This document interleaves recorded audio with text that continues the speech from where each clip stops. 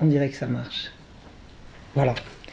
Je voudrais en préalable d'abord vous remercier de m'avoir invité, vous remercier d'être là. On me demandait est-ce que vous êtes motivé pour aller faire 500 km aller, 500 km retour. Oui, oui, ça fait 30 ans que je me bats sur le sujet. Je suis motivé pour aller et encore beaucoup plus loin pour raconter ces choses-là. Mais je vous remercie. Je vous remercie également de vous être déplacé. Je vous remercie de m'inviter. Je voudrais vous dire en préalable, je vais vous choquer. Je vais dire des mots choquants. Je vais parler de choses choquantes. Je ne le fais pas par plaisir. On ne peut plus passer à côté de cette réalité-là. Donc je vous demande par avance de m'en excuser. Je vous demande de croire que je n'éprouve aucun plaisir à utiliser certains mots et à vous infliger certaines images. C'est le souci de la vérité qui demande ça. Et je suis contente qu'il n'y ait pas d'enfants parce que ça n'est pas pour des oreilles trop jeunes. Trop jeunes. Voilà. J'ai intitulé cette intervention « Enfance et sexualité, un programme qui se déroule sans encombre ». En 1921, est née aux États-Unis la Ligue américaine pour le contrôle des naissances qui allait devenir le planning familial, à savoir en anglais Planned Parenthood.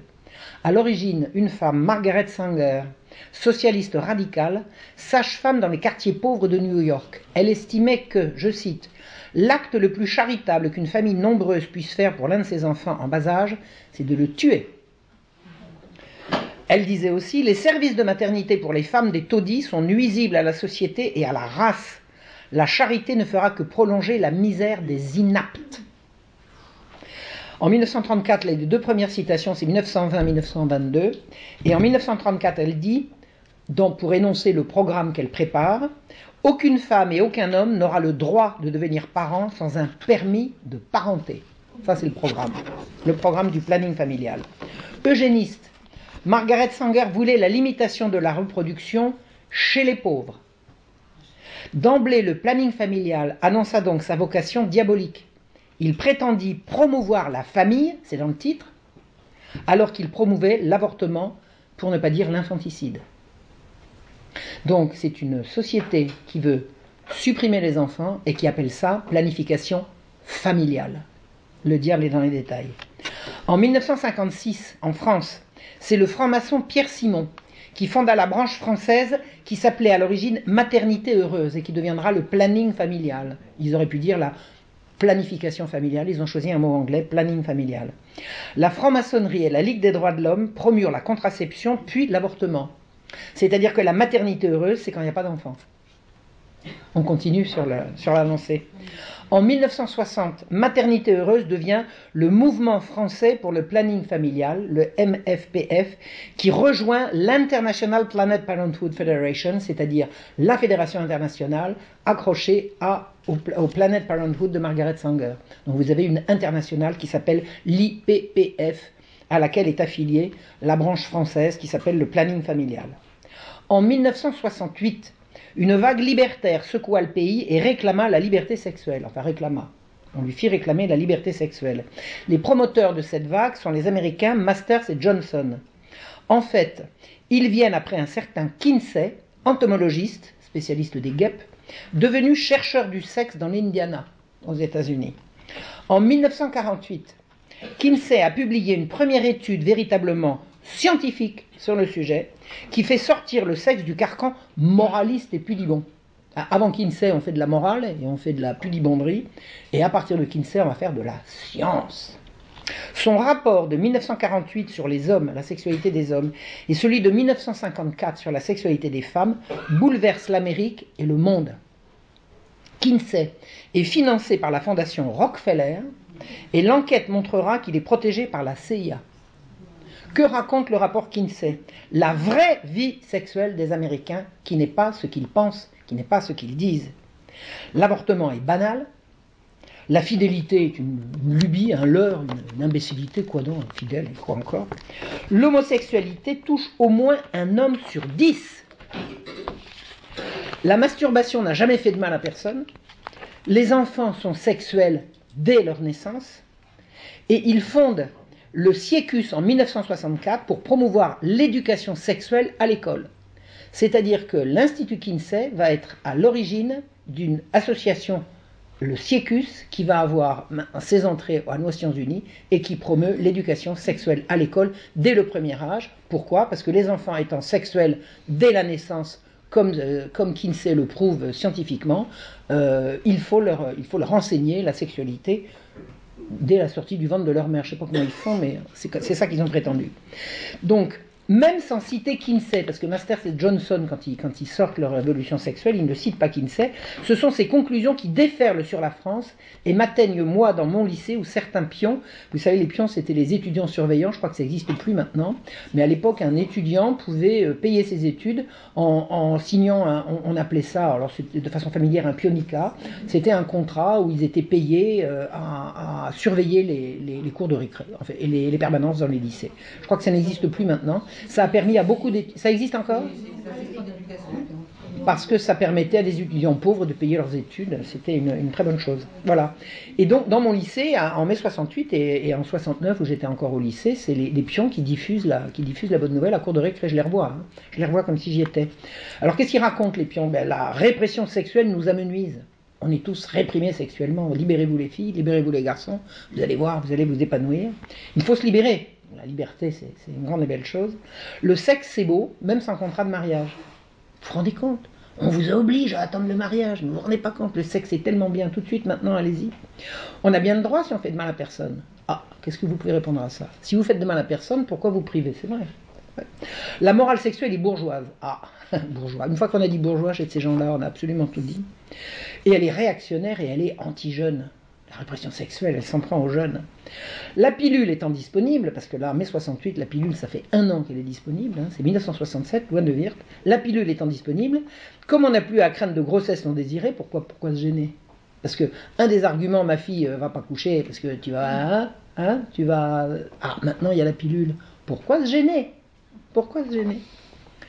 Faites l'amour, pas la guerre. Ah, c'est pas un argument, ça. Alors, la guerre, c'était celle du Vietnam. Eh bien, figurez-vous qu'on nous expliquait qu'en faisant l'amour, on faisait la paix au Vietnam. Pas beau, quand même. Hein ? C'est pas mal. Hein ? On a gobé tout ça. On a gobé tout ça. D'abord parce qu'on avait envie de le gober, parce que c'était pas désagréable à entendre. Puis ça venait de l'autorité. Ça venait d'au-dessus. La révolution sexuelle répandue par le rapport Kinsey est passée, pour une génération, la mienne, comme une merveille qui luttait contre la guerre et la mort. C'est comme ça qu'on nous l'a vendu. C'est comme ça qu'on nous l'a vendu. On retrouve toute cette idéologie dans la comédie musicale Hair. Est-ce que vous avez vu Hair ? Tout y est. Tout y est. Alors moi j'ai vu Hair au théâtre, quand c'est sorti. Et ensuite je l'ai vu au cinéma 20 ans après. Et j'ai été sous le choc. Hein. J'ai revécu vraiment mes 20 ans, quoi. Le corollaire de ces nouveautés, c'est l'entrée du sexe dans l'espace public et à l'école. Et avant ça, ça n'était jamais le cas. On ne parlait pas de sexe. On n'en parlait pas. Moi, j'ai souvenir de, quand j'étais petite, il y avait certains mots qu'on chuchotait. On disait, elle est divorcée. On ne disait pas divorcée, c'était un gros mot. Vous vous rendez compte ? Ah, elle a fait un bébé. Et alors après, c'est avec photo en couleur, en quadrichromie, etc. Et cette entrée, cette irruption du sexe dans l'espace public et dans l'école va devenir l'éducation à la sexualité qu'on vous vend aujourd'hui et qu'on est en train d'introduire dans les écoles aujourd'hui. Voilà. Un an plus tard, alors je vous parle de mai 68, un an plus tard, le 20 mars 1969, aux USA, une conférence destinée aux professionnels de la santé est tenue par un certain Richard Day, directeur du planning familial de l'époque. Le docteur Day explique qu'il va être libre de parler, alors il fait venir ses étudiants et ses confrères. Hein, ce sont des médecins et des professeurs de médecine. Le docteur Day invite ses anciens étudiants, ses étudiants et ses collègues à une conférence où il explique qu'il est libre de parler parce que, dit-il, maintenant tout est en place et personne ne peut nous arrêter. Mais je vous demande, dit-il, de ne pas prendre de notes, parce que ce que je vous dis est trop grave. Ce que je vous dis est trop grave et rien ne pourra nous arrêter. Vous pouvez redouter le pire, il est là. Il interdit les magnétophones et même les prises de notes. Et un médecin pédiatre catholique américain était là, il est rentré chez lui, il a mis noir sur blanc et 20 ans après, il a balancé. 20 ans. Il a mis 20 ans à sortir ce que le docteur Day avait dit en 1969. Et son travail a été publié sous le titre « Le nouvel ordre des barbares ». Il est disponible, si vous tapez sur Internet le Nouvel Ordre des Barbares, vous aurez in extenso le rapport du docteur Donegan sur le rapport du docteur Richard Day. Alors, que dit le docteur Richard Day? Et je répète, personne ne pourra plus nous arrêter, je vous raconte le plan parce qu'il est maintenant lancé et qu'on ne pourra plus l'arrêter, dit-il. Il faut drastiquement réduire la population mondiale. Il dit on va manquer d'espace vital et de nourriture, on va être submergé par les déchets. Je maintiens, alors là je confirme que dans ces années-là, on nous pesait, il y a un journal comme Charlie Hebdo, ça ne s'appelait pas Charlie Hebdo, il s'appelait Harakiri Hebdo, nous sortait régulièrement des images de villes submergées par les déchets. Donc les déchets, les déchets, les déchets. En fait, il faut réduire la population. Et pour réduire la population, il fait le constat suivant, il dit les gens ne renonceront jamais au sexe parce que la pulsion est trop forte. Donc si on veut réduire la population, il ne faut pas réduire l'activité sexuelle, il faut la détourner. Donc on ne va pas réduire l'activité sexuelle des gens, on va même l'accroître, mais en la détournant. Il dit on va séparer le sexe de la reproduction et la reproduction du sexe. Pour faire des enfants, il faudra un permis. C'est le programme. Et on va s'occuper de changer les mœurs, et les mœurs c'est la morale, rien de moins. On va changer la morale. Quelques pistes. Il dit on va promouvoir et permettre l'avortement de masse subventionné. 1969. L'avortement va devenir un droit. Aujourd'hui c'est un bienfait. Vous êtes d'accord? Il sera gratuit et accessible à toutes, quel que soit l'âge. On va promouvoir l'éducation sexuelle à l'école dès les petites classes. Et si cela provoque des grossesses précoces, comme quoi ils ont compris que si vous parlez de sexe aux gosses, ils vont le faire et ensuite les filles vont tomber enceintes, si ça provoque des grossesses précoces, ça convaincra les parents d'accepter l'avortement malgré leur réticence morale ou religieuse. C'est-à-dire que c'est du viol des consciences. On sait d'avance que les parents sont contre l'avortement et on fait en sorte qu'à un moment donné, ils diront « j'aime quand même mieux que ma fille avorte plutôt que d'arriver avec un gamin à l'âge de 14 ou 15 ans. » Petit à petit, on vaincra les résistances à l'avortement. Et ils ont gagné. Là-dessus, ils ont gagné. C'est annoncé en 69, ils ont gagné.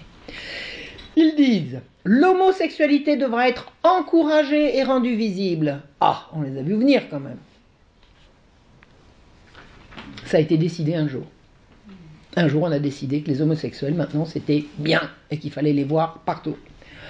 Il dit, il faudra changer les modes féminines. Les modes vestimentaires seront plus stimulantes et provocantes. C'est-à-dire qu'on a organisé de faire des filles des objets sexuels. Ça s'appelait la mini-jupe. Je le sais, j'en ai porté. Ma mère m'a dit un jour, si tu sors comme ça dans la rue, je te claque. Je suis sorti, elle m'a claqué, mais j'ai continué. Quand elle n'était pas là, quand j'étais en vacances. Donc, rendre les femmes objets sexuels permanents, c'était au programme. Et c'est devenu une réalité. Je veux dire, les filles sont de plus en plus indécentes. Mais bon. Un jour, j'ai pris une petite, j'habite à la campagne, j'ai pris une petite qui revenait du collège, je la prends en stop, et elle sort de la voiture, et elle fait tomber un truc, et elle se penche en avant. Excusez-moi. Elle avait un string. C'est-à-dire que quand elle se penche, son jean lui découvre la moitié des fesses, elle avait un string. Elle va au collège avec un string.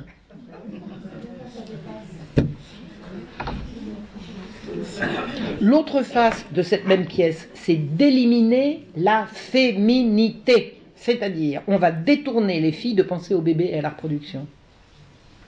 Les images qu'on va accoler aux filles ne seront jamais associées au bébé et à la reproduction. On va inciter les femmes à travailler hors de leur maison, comme si à la maison, il n'y avait pas du travail à faire. Donc on va leur dire, le travail, c'est la libération, et la libération, c'est dehors. On va inciter les hommes à la mobilité dans leur travail, ce qui détruira l'intimité des couples. Monsieur part, ah bah oui, je pars 3 jours, je reviens, ah bah non, là j'ai un truc, je peux pas, c'est 2 mois, c'est 3 mois, c'est... Et puis pendant ce temps-là, madame s'ennuie, et puis elle trouve un travail, et puis on met les gosses à la crèche, et puis attendez, il n'y a plus de famille. Il n'y a plus de famille, ça a été savamment organisé, ça. Hein, ça a été savamment organisé. Je suis en train d'écrire un livre sur le sujet, j'ai toutes les références. Les mariages seront donc moins stables et les gens auront moins envie d'avoir des enfants. Ah bah ça, pour avoir des enfants, pour avoir envie d'avoir des enfants, il faut avoir envie d'avoir un environnement stable et rassurant. Du passé, faisons table rase. Et le passé, c'est quoi? Les religions, vous savez, les vieilles religions. On va les éliminer. On va en inventer de nouvelles, mais en attendant, les vieilles devront disparaître. Et alors, la cible numéro 1, devinez. Le catholicisme romain, bien sûr. Allons, réagissez un peu. Réagissez un peu. Ou alors je me suis trompé d'adresse. Et bien d'autres choses encore. Mais c'est vrai que l'ennemi numéro 1, c'est le catholicisme romain. En 1969, ce qu'on n'appelait pas encore le nouvel ordre mondial préparait la réduction de la population par la destruction des valeurs, la destruction des religions, la destruction de l'enfance et de la famille au moyen de la sexualisation à outrance. Ils se réclament de la science et ils opposent la science à l'obscurantisme de la religion et de la morale. C'est-à-dire que la morale devient anti-scientifique. Ah ben ça, je veux bien, mais en quoi la science, ça serait mieux que la morale? Eh bien, ils décident que d'un côté, vous avez l'obscurantisme de la religion et de la morale, et de l'autre côté, la libération par la science. La révolution sexuelle est au cœur de ce plan annoncé en 1969. Alors, je ne vous dis pas tout ce qu'il y a dans le plan, il y a des horreurs. Je vais vous en dire une ou deux. J'en ai pleuré quand j'ai su, parce que maman est morte en 1981 d'un cancer, et le truc a été écrit en 69. Il dit, on sait très facilement soigner les cancers, mais on ne le dira pas. Et un deuxième truc, promouvoir l'euthanasie par tous les moyens.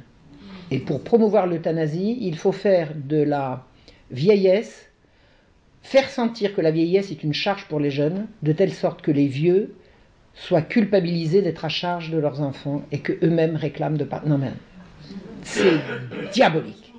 C'est diabolique. Et il y en a 4 pages comme ça. 4 pages, qu'est-ce que je raconte? Beaucoup plus. Trouvez ça, le Nouvel Ordre des Barbares, sur Internet.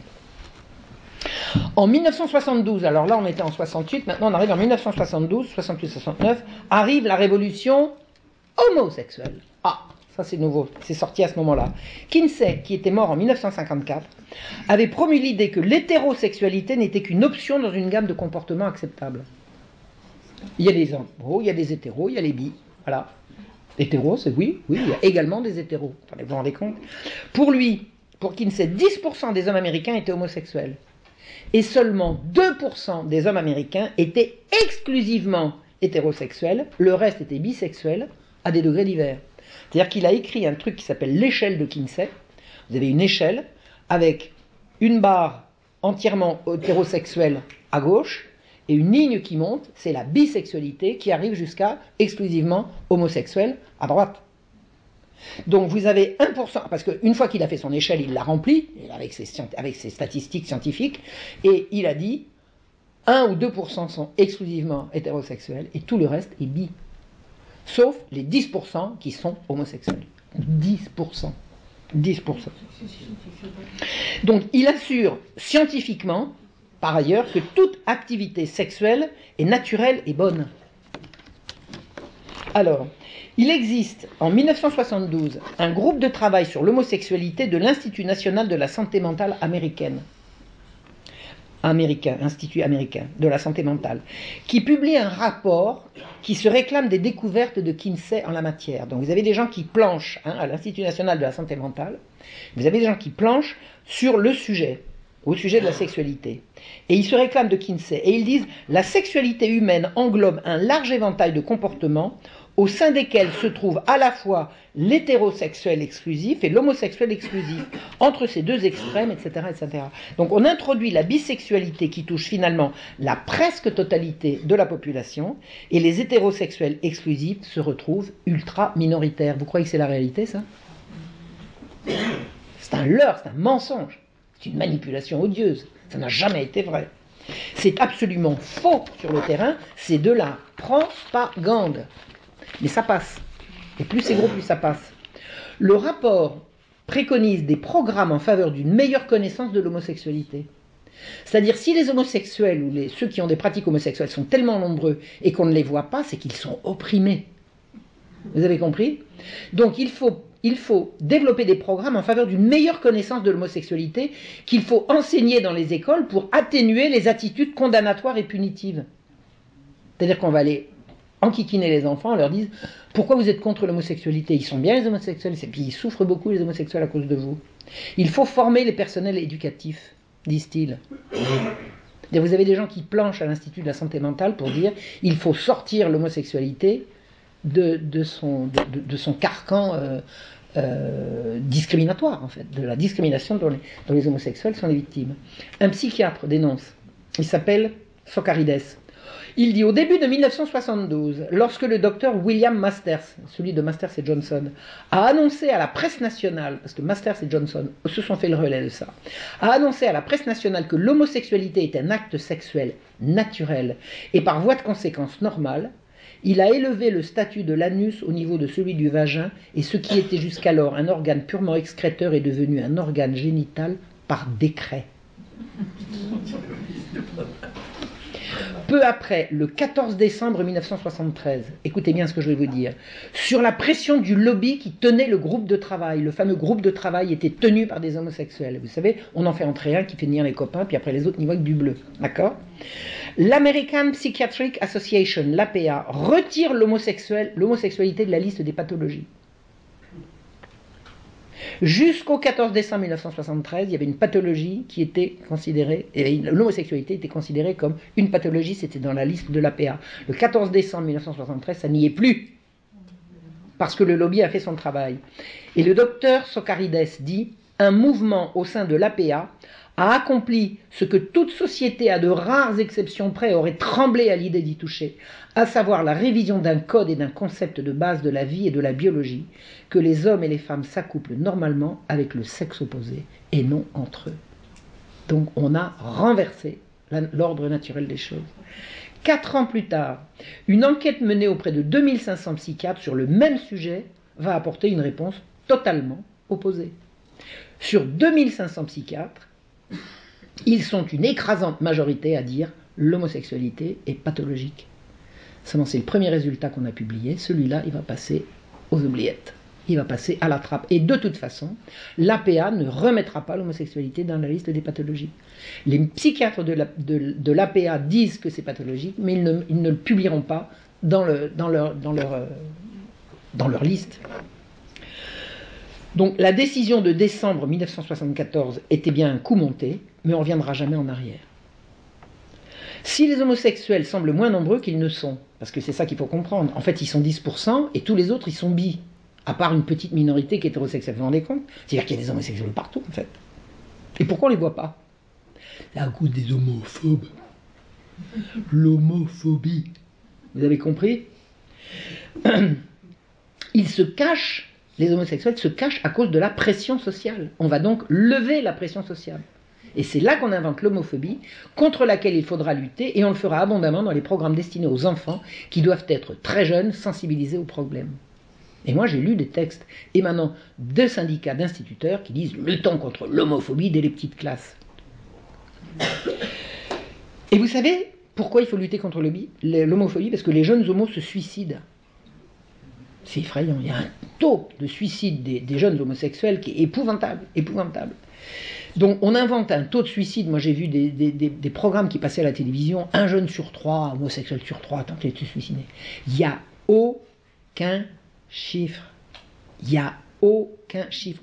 Tous les chiffres qui vous parlent du taux de suicide des homosexuels sont des chiffres publiés par les lobbies. Il n'y a aucun chiffre, ni d'une société de statistiques, ni officielle, ni rien. On ignore combien il y a de gens qui se suicident parmi la communauté homosexuelle, et on raconte que c'est alors des taux 10%, 30%, vous vous rendez compte, 30%, enfin, c'est n'importe quoi. Ça n'a jamais existé, c'est un taux de suicide imaginaire, introuvable. Si vous le trouvez quelque part, je veux bien, ailleurs que dans les statistiques inventées par les lobbies.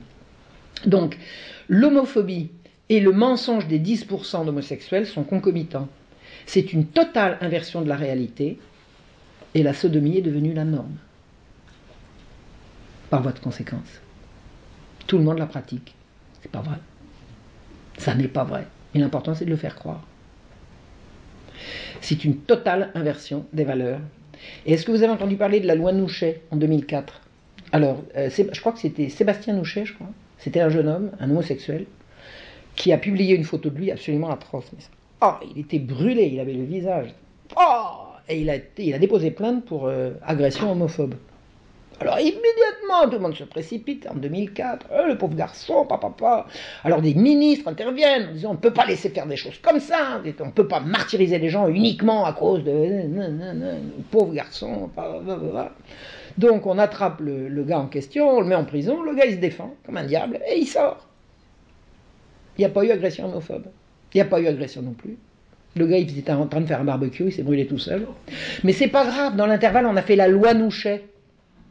La loi Nouchet, qui dit que de brûler un homosexuel, c'est plus grave que de brûler un hétéro. Enfin non, j'interprète, mais vous avez compris.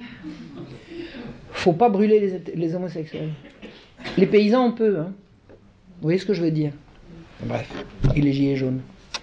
Scandaleux. Des lois comme ça, interdiction de s'en prendre parce qu'il est juif, parce qu'il est machin. Enfin, attendez, on a le droit de s'en prendre à personne, c'est bon, on est un pays civilisé, on n'a pas le droit de brûler qui que ce soit. Enfin bref, la loi Nouchet, elle existe. La loi Nouchet existe. Et Nouchet, il s'est brûlé tout seul en faisant un barbecue.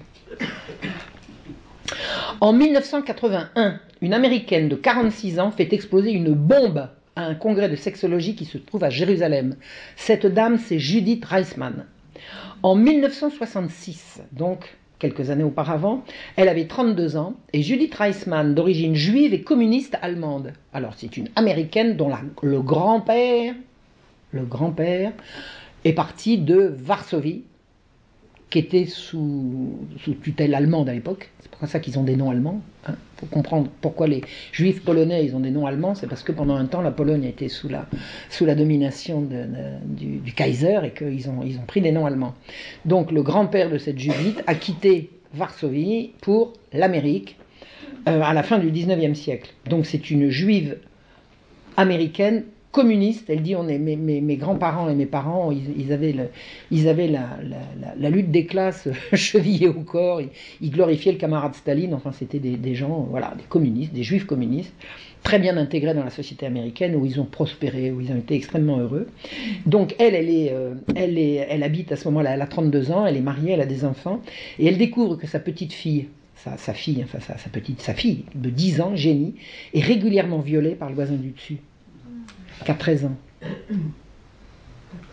Alors là, attendez. Elle voit que sa petite fille, sa gamine dépérit, ma petite Jenny, dis-moi, qu'est-ce que t'as? Dis-moi, allez chérie, dis-moi, qu'est-ce que t'as? Et la petite a avoué, sous la promesse qu'elle ne dirait rien à la police, qu'elle était violée régulièrement par le voisin du dessus. Judith, hors d'elle, vous imaginez, elle vivait dans un milieu protégé, elle me racontait les grandes tablées familiales, c'était des gens qui étaient heureux, ils se retrouvaient plusieurs fois l'an, ils chantaient, ils faisaient de la musique, ils étaient tous prospères, ils étaient heureux, et brusquement le ciel lui tombe sur la tête, et lui dit mais qu'est-ce que c'est que cette horreur? Elle téléphone à une vieille tante qui habite, alors elle habitait sur la côte est, elle téléphone à une vieille tante qui est sur la côte ouest, qui lui dit ma petite, allons ma chérie, tu sais bien que les enfants sont sexuels dès la naissance, voyons, ta petite Jenny elle a sûrement cherché, mais t'es dingue! Ça va pas? Elle prend le téléphone, elle téléphone à une copine de collège qui était de son côté à elle, côte est, et elle lui raconte le truc. Allons, tu sais bien, et lui, c'est sur le même truc. Les enfants sont sexuels de la naissance, ta petite Jenny l'a cherché. Elle dit, mais ils sont fous, qu'est-ce que c'est que cette histoire? Qu'est-ce que c'est que ça? Mais elle dit, ils sont dingues. Mais elle comprend qu'il y a quelque chose qui lui échappe. Parce que les deux femmes ne se connaissent pas, elles sont aux deux bouts de l'Amérique, elles sont pas de la même génération, elles disent la même chose. Elle a découvert Kinsey. C'est comme ça qu'elle a découvert. Alors, elle décide d'aller chercher qui a pu inventer que sa fille pouvait avoir provoqué un voyou à la violer. Parce que la gamine, elle était dans tous ses états. Dans tous ses états. Elle dépérissait. Elle apprend que le gamin violeur lisait la collection de Playboy de son père. Le père achetait Playboy, il y avait toute la collection sur la table de nuit, et le gosse y avait accès. Elle découvre également que le magazine de l'homme moderne, donc le fameux Playboy, fait la promotion du sexe avec des filles de plus en plus jeunes. Et c'est dans Playboy, régulièrement, alors la fille du milieu, hein, le Playboy, j'ai un peu étudié le truc. Playboy, c'est un journal où vous avez une page centrale, une fille dénudée, et vous avez à l'intérieur des articles de très haute qualité journalistique. C'est-à-dire que vous pouvez acheter Playboy et me dire « Ah, cette semaine, il y a le président machin chouette, il y a le chercheur truc muche. » Alors on achète Playboy, bien évidemment, pour lire l'interview de machin des trucs et bidules, puis on va immédiatement trouver la page centrale avec la fille toute nue.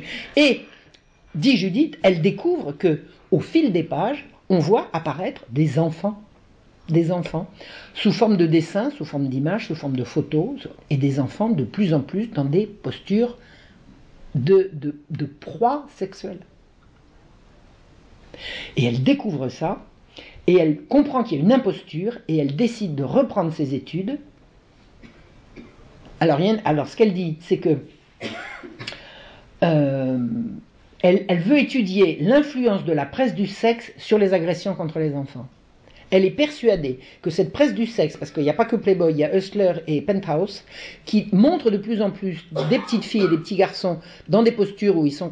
C'est sous forme humoristique, mais c'est odieux. Moi, elle m'a montré des trucs, je la connais bien, elle est décédée maintenant, je l'ai bien connue. Elle m'a montré des trucs, c'est absolument, c'est infernal, c'est dégueulasse, mais c'est de l'humour. C'est de l'humour. Et c'est au fil des pages. Et elle se dit, il y a forcément une influence pour que des enfants passent au viol, des enfants se mettent maintenant à violer des enfants. La différence entre avant et maintenant, c'est cette presse-là. Donc elle décide de retourner à la fac et de passer un doctorat en communication. Elle avait 32 ans, elle a passé un doctorat. Excusez du peu. Hein. Et puis elle s'est mise sur les rangs des gens qui commencent à étudier ça. Et elle, son truc, c'est la presse de l'industrie pornographique, elle n'a jamais dit les choses autrement, incite au viol des enfants.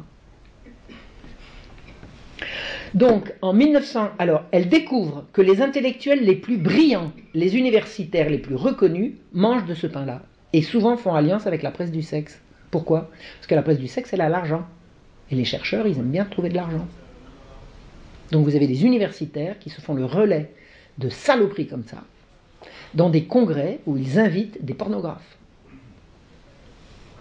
Et Judith s'est retrouvée notamment en Pays de Galles, je crois que c'était en 1976, elle a été invitée parce qu'elle avait déjà son doctorat, donc, ouais c'est ça, en 1976 elle avait son doctorat, ouais c'était passé en 1966 ce truc. Elle a été invitée à parler de ce qu'elle avait découvert, et elle s'est trouvée devant un aréopage de chercheurs, d'universitaires, de trucs qui avaient invité pour parler de l'amour et du désir, un pédophile notoire qui est venu raconter comment il faisait pour chasser les gosses. Mais elle dit, mais enfin, réagissez, mais quoi? Et elle a compris la trahison, la collusion entre l'université et moi je vais rajouter l'édition et ces gens-là. Et les loges. Alors ça c'est autre chose. Oui, c'est en plus. Alors, en 1981, Judith a rejoint ses enfants qui vivent en Israël. Alors, elle a eu 4 filles, Génie et 3 autres derrière, et qui vivent en Israël, où elles se sont mariées, où elles ont fait des enfants. Donc, elle s'est séparée de son mari. C'est un beau mariage qui a duré un certain nombre d'années, et puis ils se sont séparés. Donc, elle dit, moi, j'ai plus rien à faire pour l'instant. Mes enfants, mes petits-enfants sont en Israël, j'y vais. Alors, elle débarque à Haïfa, avec son doctorat en poche, elle a décidé de faire de la recherche. Alors, c'est pas difficile quand vous parlez pas un mot d'hébreu de faire de la recherche en anglais en Israël, parce que tout est en anglais. Toutes les bibliothèques sont en anglais, je peux vous dire. Un jour, j'ai raconté que je faisais des études supérieures et que je faisais des études supérieures en français. Il y a des Israéliens qui me disent « Ah bon, il y a des livres en français ?» Pour eux, universitaire, c'est anglais. Enfin bon, peu importe. Donc elle pouvait tout à fait faire de la recherche à Haïfa en étant américaine, sans avoir à piper un mot d'hébreu. Elle n'a jamais pipé un mot d'hébreu. Donc, elle débarque donc à Haïfa, elle a un bureau, elle a une équipe avec laquelle elle va pouvoir travailler, et elle a déjà lu des centaines et des centaines d'articles et de livres sur Kinsey et ses découvertes, et la plupart des articles qu'elle a lus sont élogieux, et quelques articles qu'elle a trouvés sont éreintants pour Kinsey, en disant que c'est pas sérieux, que c'est du n'importe quoi, etc., etc. Et elle a lu le rapport Kinsey, elle l'a avec elle a lu tous ces trucs, et elle ouvre le rapport Kinsey et elle revient sur une image qui l'obsède depuis des jours et des jours. C'est le tableau faisant état des observations d'orgasme chez des enfants qui ont entre quelques mois et 14 ans. Et elle revient toujours sur ce tableau et elle a dit mais c'est pas possible. C'est pas possible. Elle a interrogé Paul Gebhardt, qui était le successeur de Kinsey à la tête de l'Institut Kinsey. Elle lui a écrit.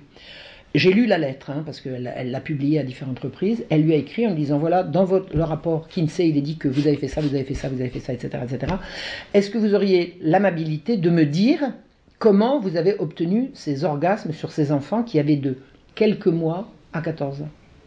Réponse du docteur Gebhardt, en utilisant des techniques orales et manuelles. Et là, elle reprend le tableau, elle reprend la lettre de Gebhardt, et elle dit, mais c'est pas possible, mais c'est sous nos yeux. Le rapport Kinsey a été vendu à des millions d'exemplaires dans le monde entier, et personne n'a vu ça. Qu'est-ce que c'est que ça? Elle rédige un rapport intitulé « Le scientifique en tant qu'agent contribuant à l'abus sexuel sur enfants, un examen préliminaire de possibles violations éthiques ». Et elle vient présenter ce rapport au 5e congrès mondial de sexologie qui se tient à Jérusalem, le 23 juillet 1981. Tout le Gotha sexologique du monde est là, et les Français sont là. Et Pierre Simon et consorts, là, ils sont tous là. Ils sont tous là. Chercheurs, médecins, psychothérapeutes, conseillers, etc., etc., etc. Tout le monde est là. Elle monte à la tribune, elle projette le tableau numéro 34. Un tableau faisant état des orgasmes observés sur au moins 317 nourrissons et enfants. Elle précise que le rapport faisait état d'évanouissements, de cris, de pleurs et de convulsions, tous répertoriés comme orgasmes. Elle s'exclame, seul un pervers, un sadique peut appeler ça du plaisir, quand ce sont manifestement des réactions de terreur et de souffrance. Elle conclut que l'honorable docteur Kinsey, dont tous se réclament à ce congrès, était un psychopathe. Elle attendait un tonnerre d'applaudissements, elle a eu un silence de mort. Et elle attendait vraiment un tonnerre d'applaudissements, tellement elle était persuadée que tout esprit normal ne peut que vouloir l'applaudir. Elle n'avait pas compris qu'elle avait affaire à des psychopathes, et pas à des esprits normaux. Donc rien, silence de mort, personne ne moufte. Personne ne moufte. Un journaliste suédois prend la parole, et il essaye de secouer la salle et dit « Vous avez entendu là? Personne n'a rien à dire? Oh! Réveillez-vous !» Il dit « Moi je suis journaliste, j'ai rien à dire ici, mais quelqu'un va réagir. » Vous savez comment ils ont réagi? Ils l'ont chassé.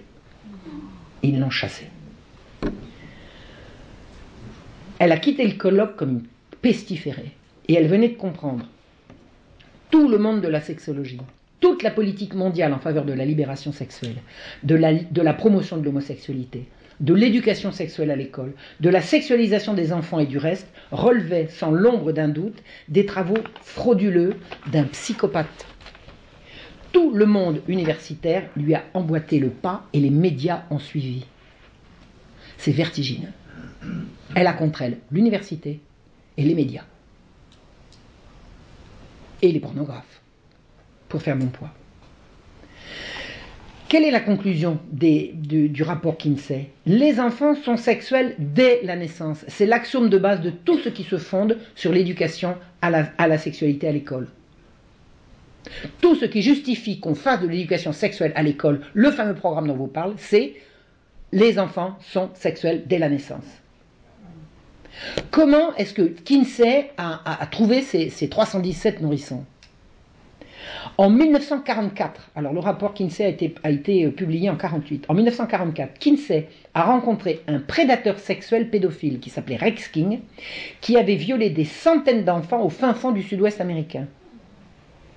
Il était géomètre expert, donc il était sans arrêt dans la campagne profonde et il attrapait les gosses, il les violait ni vu ni connu. Rex King, sous la promesse... Alors, Kinsey lui a proposé de lui faire parvenir ses observations sur le comportement de ses proies en utilisant un chronomètre. C'est-à-dire que Kinsey, avant, par des indiscrétions, parce que tous ces gens-là communiquaient les uns avec les autres, il y a plusieurs complices à cette horreur, mais toujours est-il que Kinsey a eu connaissance de l'existence de Rex King.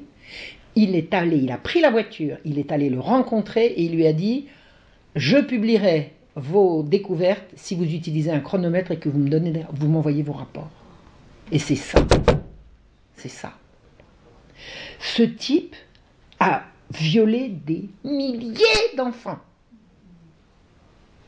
Et il envoyait ses rapports à Kinsey, qui les a, alors évidemment sous la promesse de ne jamais le trahir, et Kinsey ne l'a jamais trahi. Donc on a su ça longtemps après, quand il y avait prescription et qu'il n'y avait plus rien à... Et puis que tout le monde était mort. Donc Rex King, sous la promesse que son anonymat serait protégé, a donc envoyé pendant des années ses observations des hurlements, des évanouissements et des convulsions qu'il a rebaptisés orgasmes et que Kinsey a repris dans son rapport. Alors vous m'entendez bien, tout ce qui justifie ce qu'on fait aujourd'hui à l'école, c'est ça. Une femme, Esther White, a témoigné en 1998 que quand elle avait 7 ans, elle était régulièrement violée par son père et par son grand-père. Tous deux se servaient d'un chronomètre. Ils lui ont expliqué à sa demande qu'il chronométrait ses orgasmes et elle a demandé c'est quoi un orgasme. Et ils lui ont expliqué que quand elle pleurait, qu'elle avait ses hoquets, qu'elle était désespérée, qu'elle hurlait, qu'elle avait des convulsions, c'était de ça qu'il parlait. Ils remplissaient ensuite des feuilles avec des questions et des cases à cocher. Et ils envoyaient ça à Kinsey. Et ils se partageaient une somme d'argent que celui-ci leur envoyait en échange. Et Esther White a témoigné face caméra à différentes reprises. Un dignitaire nazi pédophile a correspondu avec Kinsey pour lui raconter ses exploits dans la Pologne occupée. Et en Allemagne, une fois revenu à la vie civile. C'est-à-dire que pendant qu'il dirigeait une malheureuse petite ville polonaise, il y allait gaiement. Et quand il est retourné à la vie civile, il a continué. Le peuple allemand a suffoqué d'indignation quand il a découvert en 1957 qu'il envoyait ses observations chronométrées à Kinsey. La presse américaine n'en a pas soufflé mot et a couvert les données prétendument scientifiques que Kinsey en avait tirées. C'est-à-dire qu'en 1957, l'Allemagne se soulève d'indignation en apprenant qu'un type qui était juge violait des enfants et qu'il l'avait fait pendant la guerre et qui continuait, et qu'il envoyait ça au Kinsey. L'information n'a pas atteint la presse américaine, qui était quand même puissance occupante en Allemagne. Ça, c'est pour vous dire que la presse est muselée, d'emblée, depuis le début, sur ces choses-là. Et ces données ont servi à étayer l'imposture de la sexualité des enfants. Il ne fait pas l'ombre d'un doute que des centaines et des centaines d'enfants ont été torturés par des pervers pendant des années, et là réside toute l'affirmation que les enfants sont sexuels dès la naissance. Il n'y en a pas d'autre. C'est ce mensonge que découle l'hystérie. Alors, c'est de ce mensonge que découle l'affirmation selon laquelle des adultes peuvent parfaitement avoir des relations sexuelles avec des enfants sans leur causer aucun dommage. Vous avez compris? Puisque les enfants sont sexuels dès la naissance et que vous avez des gens, y compris les parents, qui disent mais pourquoi voulez-vous que ça leur fasse du mal? Mais à quel titre? C'est vrai, il y a des enfants qui sont traumatisés. Vous savez par quoi? Par les hurlements hystériques de leur mère.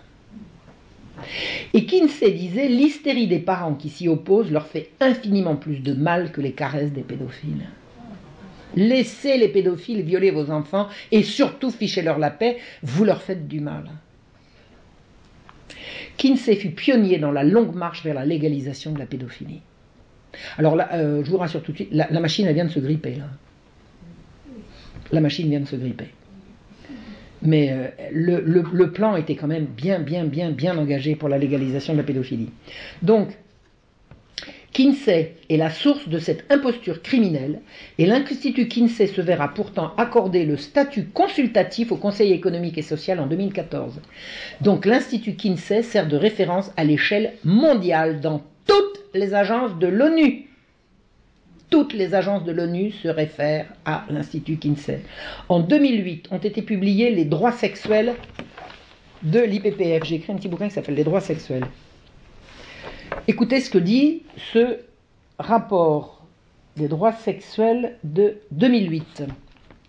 C'est l'opportunité, les droits sexuels, c'est l'opportunité pour chacun d'exercer le contrôle et de décider librement de ce qui touche à sa sexualité, de choisir ses partenaires sexuels, de rechercher à atteindre son plein potentiel et plaisir sexuel. Vous savez ce que c'est un potentiel sexuel? Et ce, dans un contexte non discriminatoire et en tenant pleinement compte des droits d'autrui et des capacités évolutives de l'enfant. Quoi? Alors attendez, d'abord c'est du charabia, parce que je ne sais pas ce que c'est que les capacités évolutives de l'enfant, mais on parle des droits sexuels et là on inclut les enfants. C'est en haut, hein. C'est en haut du truc, hein. C'est parmi les premiers paragraphes. Les enfants, l'âge n'est pas déterminé. Ils disent les capacités évolutives, on ne sait pas ce que ça veut dire. Et on parle d'enfants, on ne parle pas d'adolescents. On sait bien la différence entre enfant et adolescent. Adolescent, c'est à partir de la puberté, enfant, c'est au-dessous. Et ils parlent bien des capacités évolutives de l'enfant. Ils disent « Nul ne fera l'objet de lois qui criminalisent arbitrairement les relations ou pratiques sexuelles consenties. » Oh bon! Vous savez, la fille de Judith, elle a consenti, hein, elle a fini par dire oui. Hein. Il l'a convaincue, le gamin. Allez prouver le contraire. Et nul ne fera l'objet d'arrestation ou de détention fondée sur le sexe, l'orientation sexuelle, le genre et des pratiques et une conduite sexuelle consentie. À quel âge consentie? C'est pas dedans. C'est pas dedans. Article 6. Toute personne a la liberté de chercher, recevoir et répandre des informations et des idées en matière d'orientation sexuelle, ça c'est hétéro ou vous avez compris, d'identité de genre. Tu te sens homme ou tu te sens femme? Vous vous sentez pas un peu homme de temps en temps, madame? Non, non. Moi non. Hein. Ouais. Mais il paraît qu'il y a des gens qui... Et une sexualité... Attendez. Répandre des informations par tout moyen d'expression légale, sans considération de frontières, dans un contexte non discriminatoire et dans le respect des droits d'autrui et des capacités évolutives de l'enfant. Alors ça veut dire quoi? Ça veut dire que c'est porno pour tous. Tous les moyens légaux. Le porno, il est légal. C'est-à-dire qu'on n'a plus le droit de réfréner la pornographie. C'est bien ça que ça veut dire.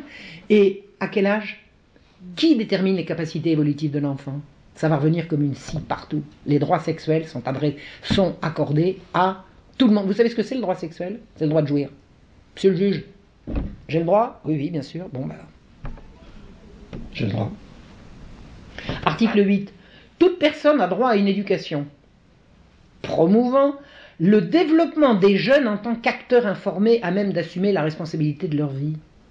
Mais attendez, on n'est pas en train de vous retirer l'autorité sur vos enfants, là.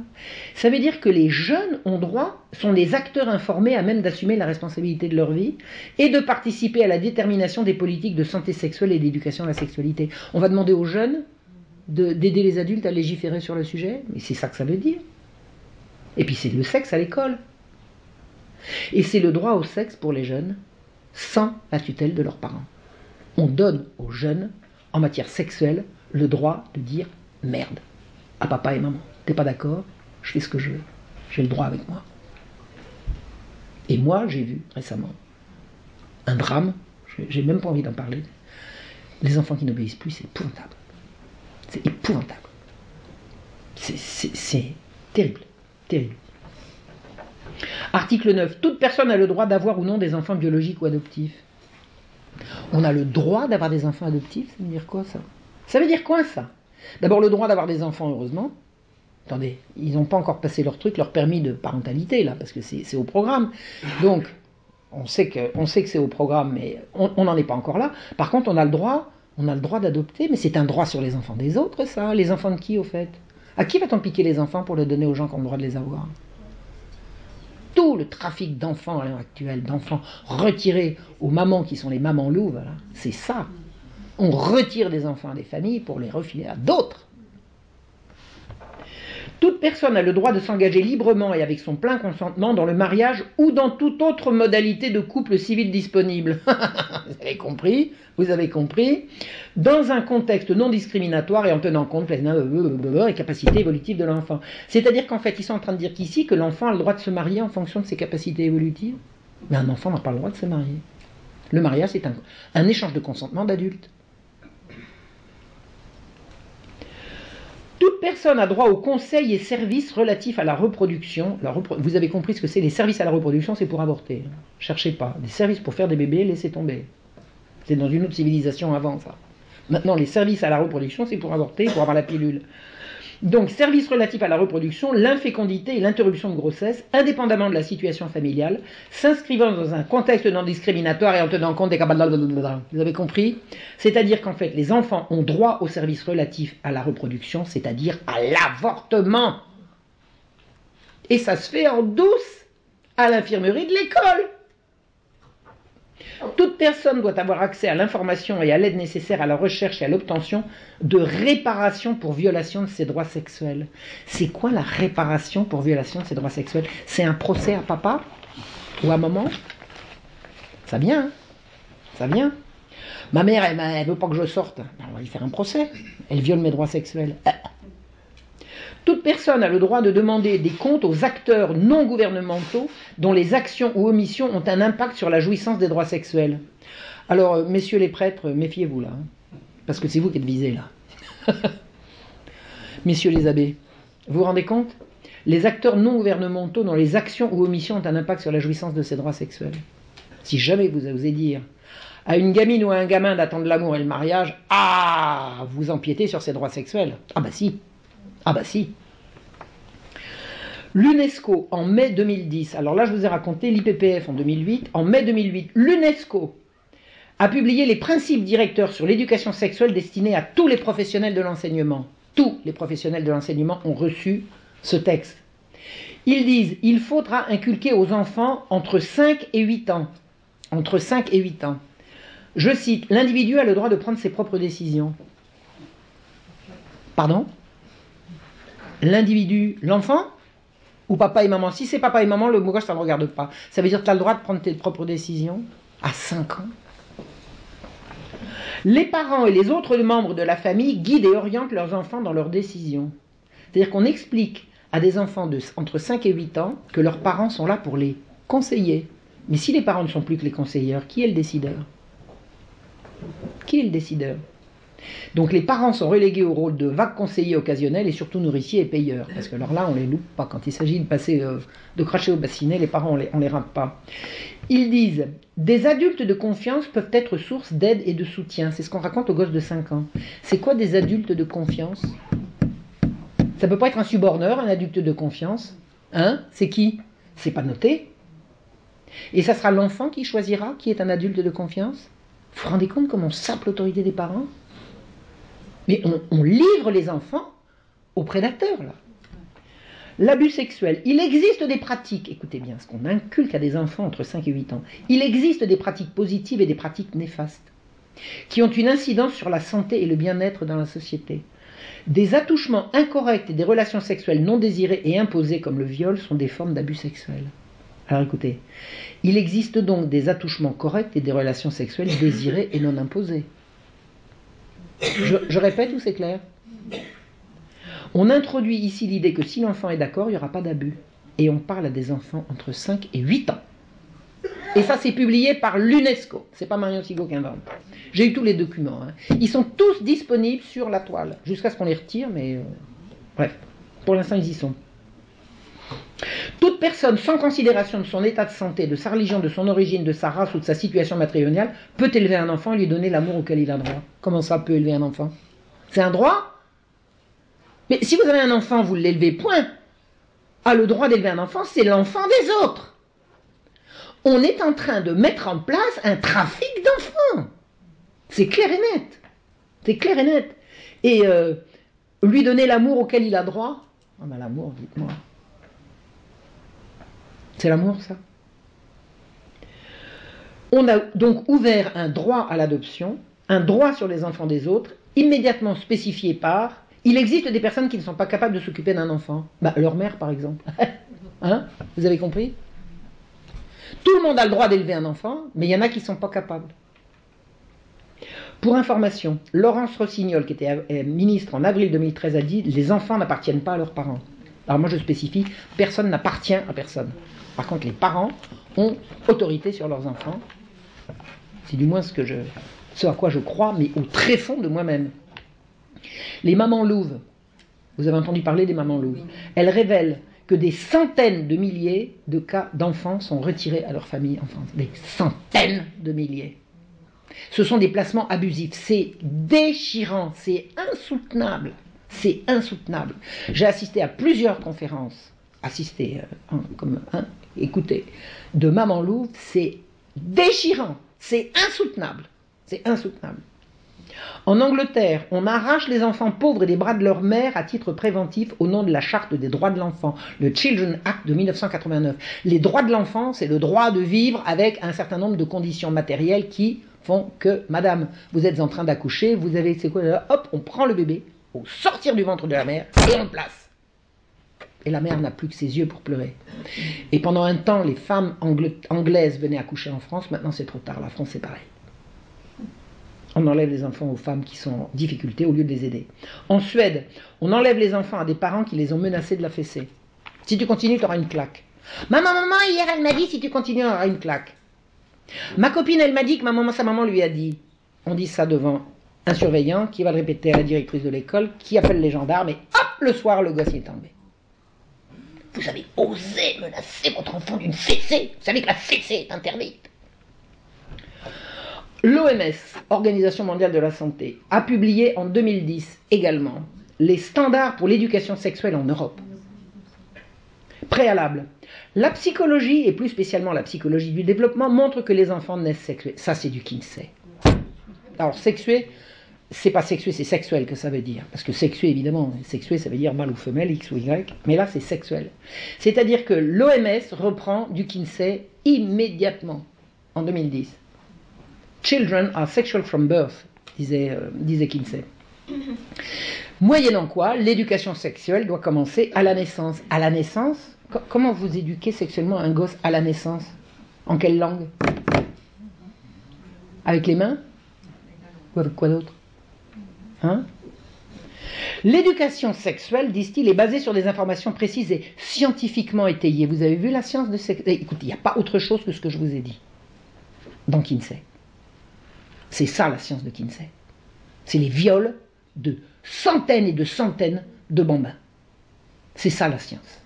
Et c'est ça qui est promu par les standards de l'Organisation mondiale de la santé. L'objectif de l'éducation sexuelle, c'est de favoriser le respect de la diversité sexuelle. Diversité sexuelle. C'est la promotion de l'homosexualité, bon sang de bonsoir. Il n'y a pas autre chose. Il n'y a pas autre chose. Et des différences entre les sexes, ainsi que la prise de conscience de l'identité sexuelle et des rôles socialement attribués au genre. Ah oui, alors on vous a appris que maman, il faut qu'elle reste à la maison, qu'elle fasse la cuisine, c'est tellement mieux quand c'est papa, puis quand maman, elle coupe du bois, c'est ça. On ne peut pas ficher la paix aux gosses avec ça. Les rôles socialement attribués aux gens. Attendez, ça s'appelle la civilisation, les rôles attribués aux uns et aux autres. Ça s'appelle la culture. La diversité sexuelle, c'est l'introduction de l'homosexualité qui concerne. Alors, Judith Reisman m'a dit, jamais plus de 3% de la population. L'homosexualité, si elle n'est pas provoquée par bourrage de crâne comme ils font à l'heure actuelle, l'homosexualité, c'est 3% de la population. Donc, on va promouvoir la diversité sexuelle. Les différences entre les sexes n'ont pas besoin d'être enseignées à l'école. Je ne sais pas en quoi ça regarde la maîtresse d'école. Et les rôles socialement attribués au genre relèvent de la culture et de la civilisation ou de l'idéologie du genre qu'aucune caution scientifique sérieuse n'étaye. Alors, est-ce que vous connaissez l'histoire l'histoire affreuse du docteur Monet? C'est un sociologue de cette équipe-là. Je crois que c'était dans les années 50, je crois. Des parents affolés sont venus un jour lui présenter un petit garçon qui était jumeau, qui au cours d'une circoncision, alors chirurgicale, hein, c'est pas une circoncision rabbinique, c'était pas des juifs, une circoncision chirurgicale avait eu le pénis brûlé. Et les parents étaient complètement affolés, ils disaient, regardez le petit garçon, on en a deux, il y en a un, il a plus de zizi. Il dit, vous savez, c'est pas difficile, on va lui enlever le zizi et vous n'avez qu'à l'élever comme une fille. Puisque, attendez, vous savez très bien qu'on se sent fille ou garçon suivant ce que les parents induisent, hein, c'est comme ça, il n'y a plus de nature. Donc, ils ont enlevé ce petit garçon qui s'appelait, je sais plus, David, ils l'ont appelé Brenda, et ils ont élevé les deux jumeaux ensemble, un comme garçon, l'autre comme fille. Puis arrivé à la puberté, devait arriver ce qui est arrivé, et puis ils sont tous les deux suicidés à l'âge adulte. Bravo, félicitations. Et la théorie du genre s'est fondée là-dessus. La théorie du genre s'est fondée sur l'idée qu'on devient ce que la culture et les parents induisent. Mais vous savez, les parents, il faut supprimer cette tendance-là. Hein. Vous avez compris? Il n'y a pas pire que les parents pour ces gens-là. C'est effroyable. Donc, l'OMS dit qu'entre 4 et 6 ans, on apprend ou on renseigne l'enfant sur la reproduction humaine, à 4 ans essayez, la consolidation de son identité sexuelle. T'es sûr que t'es un petit garçon? T'es sûr que tu veux pas être une petite fille? Consolidation de son identité sexuelle, vous vous rendez compte? La masturbation et le plaisir et la satisfaction à se toucher. Il y a une espèce de, je ne veux pas dire de gros mots, qui a dit, j'ai vu ça sur un truc internet il y a 3 jours, comment osez-vous prétendre qu'on va apprendre la masturbation aux enfants? C'est faux. C'est là. OMS standard sur entre 4 et 6 ans. C'est dans tous les textes. On leur apprendra à se masturber.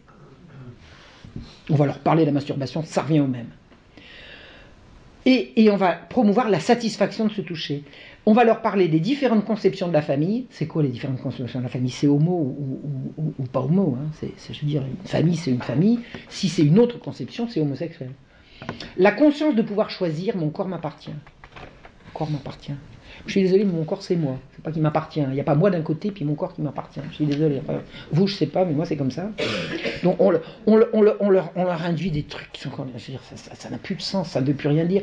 Moi, j'ai un père qui m'a raconté un jour qu'il prend son gosse qui revient de l'école, il le fait sauter sur ses genoux, et le gosse, il dit, mon corps m'appartient, puis il descend. Non, mais dis-moi que t'as pas envie que je te fasse sauter sur mes genoux. Ne me raconte pas... Enfin, vous voyez ce que je veux dire. Et alors...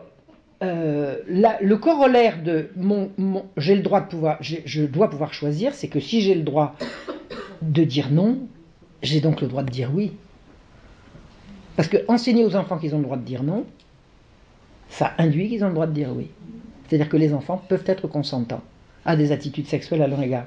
Et on va leur apprendre, alors toujours entre 4 et 6 ans, le respect des différentes normes en matière de sexualité. Aller raconter ça à un gosse de 5 ans. Quelques mots sur le monstre appelé droit de l'enfant. J'ai rien vu de pire de tout ce que j'ai, les droits de l'enfant, ça m'a donné des cauchemars. Alors, les droits de l'enfant, c'est bien, d'accord? Les droits de l'enfant, c'est bien, a priori, c'est bien. On parle du droit des parents, auxquels on rappelle qu'ils ont surtout des devoirs. Alors, les parents, ils ont des devoirs, les enfants, ils ont des droits. On appelle ainsi les droits de l'enfant. Et au nom des droits de l'enfant, on vient en France d'interdire la fessée. C'est bien ou c'est pas bien? Bah, admettons, écoutons ceux qui disent que c'est bien. Pour l'interdiction de la fessée, vous avez la loi anti-fessée a le soutien de Marlène Schiappa, aïe. Et d'Agnès Buzyn, re-aïe. La loi anti-fessée est défendue par le défenseur des droits, Jacques Toubon, aïe, aïe, aïe. Qui demande qu'on interdise les violences éducatives ordinaires. La fessée, c'est une violence éducative ordinaire. Le droit n'interdit toujours pas en France la fessée, se plaint monsieur Jacques Toubon. Mon Dieu, quelle horreur. Et il dénonce une jurisprudence qui admet un droit de correction. Ah ben non, on va pas continuer de corriger les enfants quand même, faut pas exagérer. Avec la nouvelle loi, il n'en sera plus question. On ne pourra donc plus corriger les enfants. Oh, je suis pas sûr que ça enregistre. Oh, misère. J'espère que je travaille pas pour rien. Enfin, pour rien non, parce que je travaille pour vous, mais... Oh là là, misère. Je crois que ça va pas marcher. Oh, bon. Hein, on recommence. La France a pris un engagement en 1989 en signant la Convention internationale des droits de l'enfant. Depuis, elle s'est exposée aux sanctions de l'ONU. Parce que la France n'a toujours pas interdit la fessée. Non, ça ne veut pas. Attendez, je vous parle au moment où je vous parle là. Au moment où je vous parle. Donc la loi écrite par le MoDem et soutenue par Agnès Buzyn entend rompre avec l'appréciation parfois souple de la jurisprudence d'un droit de correction. On recherche l'interdiction des châtiments corporels. Donc la France est en retard, il faut absolument qu'elle rattrape son retard.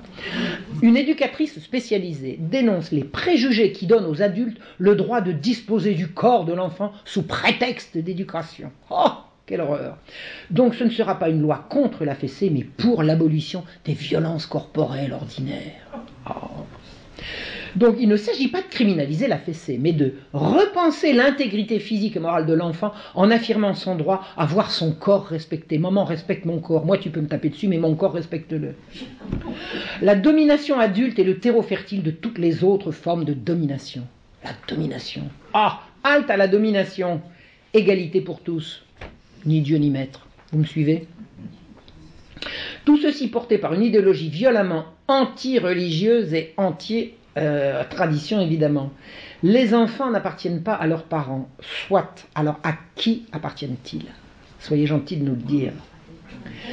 Tous les arguments contre la fessée sont des arguments contre la violence. Donc on ne peut qu'être d'accord. Comment être contre? Est-ce qu'on a le droit de battre un adulte? Non. Alors comment peut-on avoir le droit de battre un enfant? C'est une horreur.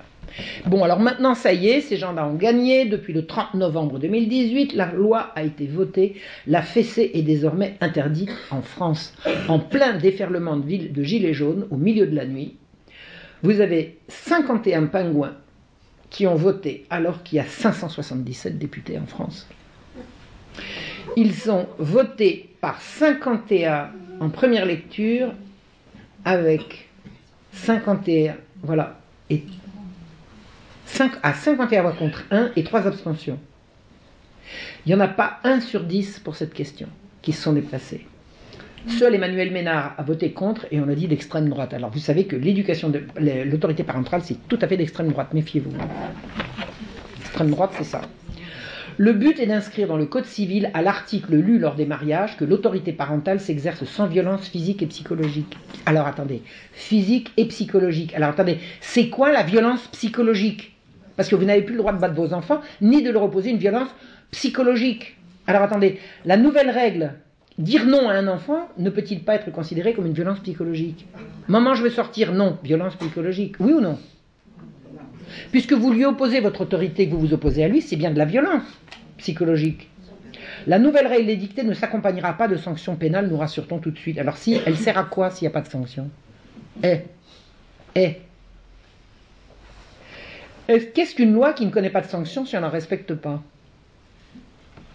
La France faisait partie des 6 derniers pays de l'Union européenne, avec la Belgique, l'Italie, la République tchèque et le Royaume-Uni, à ne pas avoir interdit ce type de pratique. Elle devient le 55e pays à interdire les fessées sur les enfants. Bravo, on rentre dans le grand club, où c'est les enfants qui vont faire la loi. Comment dit-on? Malheur à la ville dont le prince est un enfant. C'est l'enfant roi, c'est l'enfer. C'est l'enfer. Comment va-t-on appliquer la nouvelle loi si elle n'est pas... si elle n'est pas obligatoire, si elle n'est pas... Alors, sauf à mettre un policier dans chaque foyer, qu'est-ce qui reste? La dénonciation des enfants, l'indiscrétion des enfants ou de leurs amis, la dénonciation d'un parent en cas de conflit ou le soupçon des voisins. Bienvenue en France. C'est l'éruption du juge et des services sociaux dans l'intimité familiale. C'est le droit des enfants de dénoncer leurs parents. C'est la fin de l'autorité parentale. C'est l'interdiction de violence psychologique qui exclut également la punition. Vous n'avez plus le droit de punir vos enfants. Tout va se négocier. Bienvenue dans un monde de chantage affectif où l'enfant est roi. L'enfant roi, c'est le parent faible, terrorisé et aujourd'hui battu. Des enfants battent leurs parents. Et rien n'est prévu dans la loi pour interdire ça. C'est le cauchemar. En Suède, la fessée est interdite depuis 1979, ça fait 46 ans que ça dure. La Suède est un pays de cocagne où la disparition de la fessée rime avec le recul de la violence, nous dit-on. Les parents interrogés assurent que ne même pas envisager de lever la main sur leurs enfants, même en rêve. Moi, battre mon enfant, jamais, même en rêve. On ferme les prisons en Suède tellement il n'y a plus de délinquance, c'est le paradis. Ah oui, en fait c'est l'horreur. Des milliers d'enfants sont enlevés contre leur gré à leur famille et placés dans des foyers où un certain nombre sont battus et subissent des abus sexuels quand vous n'avez plus de parents pour vous protéger. Qui interdit les abus sexuels contre vous? Les familles d'accueil s'enrichissent de cette manière. On fait venir des immigrés, on leur dit « Vous voulez pas être nounou ?» C'est bien payé. On vous retire vos enfants pour les donner à des gens qu'on fait venir pour ça. C'est l'enfer. À l'origine de la loi pour l'interdiction de la fessée en Suède a été votée contre l'assentiment du peuple. Et il y avait très peu de violence familiale. C'est-à-dire que cette loi est passée par dogmatisme pur. Alors là, pour répondre à madame, c'est les loges maçonniques, bien sûr, qui poussent à ces choses-là, bien évidemment. Ce sont des choses qui se font en douce. Alors, qui nous fait les choses en douce? Cherchez. Aujourd'hui, les services sociaux imposent une dictature totalement arbitraire en Suède. On enlève les enfants pour des broutilles. Si une famille semble rechigner aux standards imposés par l'État, on enlève les enfants. Les parents n'ont même pas le choix de leur avocat quand ils décident de porter plainte. Chaque année, entre 15 000 et 20 000 enfants résidant en Suède sont enlevés à leurs parents naturels pour être confiés à des institutions et des familles d'accueil. C'est la délation organisée par l'école et l'infirmière ou des intervenants extérieurs qui viennent faire parler les enfants. Mais les enfants en rond, mais les adultes, on les fait parler, puis tac, tac, tac, tac, celui-là. Qui raconte ce qui s'est passé à la maison. Est-ce qu'il y a un recul de la violence? C'est juste l'inverse. Les prisons se vident parce qu'on ne veut plus les remplir. La violence explose partout dans des proportions inconnues avant. Maintenant, on déploie l'armée pour contenir la violence des gangs. Bravo, bravo la Suède. Et alors, quand j'ai fait cette recherche, c'était à une période où la Suède n'avait pas encore basculé. Elle vient de basculer aux dernières élections. Alors, je ne me souviens pas exactement quand, mais là, aux dernières élections, là, arrière toute, là, hop, on va rétablir l'autorité. Mais c'est extrême droite. Extrême droite. Il y a eu une fusillade il y a 2 jours. En Suède ? Oui, oui. Oui. Ah, 10 morts en Suède. C'est effrayant. Donc les parents suédois vivent dans la terreur qu'on leur enlève leurs enfants. Bientôt chez nous, non, ça y est maintenant, ça y est. Maintenant c'est chez nous, pour le bien des enfants et au nom des droits de l'enfant. En Allemagne, où la fessée est interdite, les placements d'enfants enlevés est une affaire en or qui rapporte des milliers et des cents à quantité de gens. Plus de 400 enfants sont retirés par jour en Allemagne à leurs parents dans la violence par la police et le Jugendamt. Jugendamt. Personne n'ose donner la fessée à son gosse. Ah ben non, surtout pas. En Angleterre, le bout de l'enfer, on arrache les enfants pauvres des bras de leur mère à titre préventif et quelquefois à la sortie du ventre au nom de la charte des droits de l'enfant. Des mères aux abois viennent accoucher en France. À présent, la France a donné l'alerte, les mamans louves dénoncent des centaines de milliers de placements abusifs, comme je vous l'ai dit. Alors, pendant qu'on interdit aux parents d'interdire, le gouvernement, lui, il autorise. Il autorise quoi? Le sexe. Vous avez compris. En 2017, la ministre de la Culture, Audrey Azoulay, a signé un décret autorisant l'accès aux mineurs aux scènes de sexe non simulées dans les salles de cinéma. Pas beau ça? Suite à un rapport remis par la Commission de classification des œuvres cinématographiques, l'interdiction des scènes de sexe pour les mineurs de 16 à 18 ans n'est pas justifiée aujourd'hui en raison des changements de mœurs et de mentalité. Pas beau ça? Alors, le Conseil d'État n'a rien trouvé à redire, donc voilà. Si la fessée est dans les mœurs, on change les mœurs. Et si le sexe est dans les mœurs, on autorise le sexe. Cherchez l'erreur. Hein? La fessée, c'est dans les mœurs. On l'interdit. Le sexe, c'est dans les mœurs. On autorise. La même Audrey Azoulay a publié en 2018 la version revue et corrigée des préconisations de l'UNESCO dont je vous ai parlé sur la version de 2010. Il définit l'agenda à l'horizon 2030 en matière d'éducation, de santé, de bien-être et d'égalité des genres. On apprend que de plus en plus de jeunes ont réclamé leur droit à une éducation à la sexualité. Alors des jeunes ont réclamé leur droit, alors je demande où ça, quand ça, qui ça? Citez-nous des sources, il n'y en a pas. Depuis quand l'éducation consiste-t-elle à répondre à la demande des jeunes? Alors mon petit, aujourd'hui tu veux que je t'éduque à quoi? L'éducation à la sexualité, c'est quoi sinon l'enseignement de pratiques sexuelles? L'éducation sexuelle, c'est l'éducation de la reproduction, ça se fait en sciences naturelles, sciences de la terre et de la vie, pareil. Mais l'éducation à la sexualité, c'est forcément l'éducation aux pratiques sexuelles. Trop de jeunes, dit-on, reçoivent une éducation incomplète et fondée sur des jugements de valeur. À mort les valeurs, à mort la morale. Et oui, mes braves messieurs, dames, la sexualité relève des valeurs. Pourquoi? Parce qu'entre autres, elle implique l'autre. Oui ou non? Non, ils veulent abolir tout ça. La sexualité, c'est le droit de jouir, donc il n'y a plus de morale. Ils ne veulent plus de morale. Donc on va donc enseigner aux jeunes des pratiques sexuelles hors de toute morale. Et c'est ça qu'on leur inculque. Vous avez le droit, c'est scientifique, vous avez le droit. La morale, pff. Et il n'existe pas de science de la sexualité. Alors ça fait des années que je suis sur le sujet. Il n'y a pas de science de la sexualité. Il y a une science de la reproduction. Le reste, c'est de l'idéologie. C'est pas de la science. On la justifie par la nécessité de protéger les jeunes contre les maladies sexuellement transmissibles, les grossesses précoces et la violence sexuelle. Mais si les jeunes jouaient à des jeux de leur âge, ils ne seraient pas confrontés à ça. C'est clair et net. La violence est justement contenue dans la pornographie. Donc on ne peut pas diffuser de la pornographie pour lutter contre la violence. Enfin, je veux dire, c'est totalement l'inverse. Et la sexualisation des enfants ne peut pas être combattue par leur sexualisation, oui ou non? Enfin, soyez un peu logique. On dénonce dans ce nouveau rapport l'inégalité des sexes, mais elle est inhérente à la différence des sexes. Pourquoi voulez-vous abolir la différence entre les sexes? On ne vous a rien demandé. On ne vous a rien demandé. Personne ne réclame l'égalité dont on nous rebat les oreilles. Vous avez déjà vu des manifestations? Moi j'ai été gauchiste dans mon jeune temps, des manifs j'en ai vu. J'ai jamais vu des gens manifester pour demander l'égalité de quoi que ce soit. L'égalité c'est pas un critère, c'est pas un bien. On veut l'égalité, non, on nous impose l'égalité. On veut nous imposer l'égalité. On redit que l'éducation à la sexualité doit commencer avant que les jeunes soient sexuellement actifs. Ça s'appelle un crime. C'est de l'attentat à la pudeur. C'est du détournement de mineurs. C'est puni par la loi. Et c'est du Kinsey. C'est pas autre chose. Le rapport dénonce les mariages d'enfants, mais on les a pas attendus. On les a pas attendus. On n'a pas à marier les enfants. Les enfants ne se marient pas. Votre adulte consentant pour se marier, qu'est-ce qu'il nous raconte? Et ils veulent lutter contre les mutilations sexuelles féminines. C'est de la discrimination, ça. Et les mutilations sexuelles masculines, on n'a pas le droit. Vous savez de quoi je parle, là? Non, je dirais rien. Même sous la torture. On promeut l'avortement sûr pour lutter contre les avortements clandestins. Alors, je voudrais faire toute petite suggestion en direction de ces gens et promouvoir la natalité. Ça leur est déjà venu à l'idée? T'es enceinte, ma chérie? Il n'est pas là?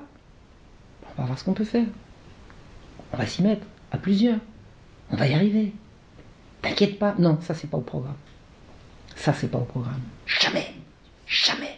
La maternité n'est dans aucun programme de ces gens-là. Jamais, jamais, jamais. Une grossesse, ça se passe. T'es enceinte, t'avortes. J'ai fait l'expérience. J'ai voulu un jour garder un bébé. Je voulais pas du gars. Je me suis dit, j'avais raison. On m'a harcelé pour que j'avorte parce que c'était mon devoir. J'ai pas avorté, mais je l'ai perdu quand même. Alors on promeut l'avortement sûr pour lutter contre les avortements clandestins. On n'a jamais pensé à promouvoir l'abstinence et à jouer à des jeux de son âge. Ça, c'est jamais en option. On veut lutter contre la violence homophobe et transphobe. Alors transphobe, c'est la dernière. Alors, attends. Transphobe. Alors moi, je suis pas homophobe, je suis biphobe. Je suis biphobe. Vous êtes quoi, vous? Biphobe. C'est joli, biphobe. Alors moi les trans, ça va, les homos, ça va, mais alors les bi, je supporte pas. De quoi tu parles? Qu'est-ce que c'est que ces imbécilités? Il y a des trans à l'école maintenant, dans les petites classes. Et puis comment sait-on qu'un élève est homo? On peut leur ficher la paix aux gamins? On peut leur parler d'autre chose? On veut promouvoir une information sur la sexualité qui soit positive et dénuée de jugement de valeur. Ça revient comme une scie. On veut éliminer la morale. Comment peut-on parler sexe sans parler morale? Le sexe, c'est avec l'autre. Si on exclut la morale de mes relations avec l'autre, mais c'est un pays de sauvages. Je veux dire, c'est monstrueux, quoi.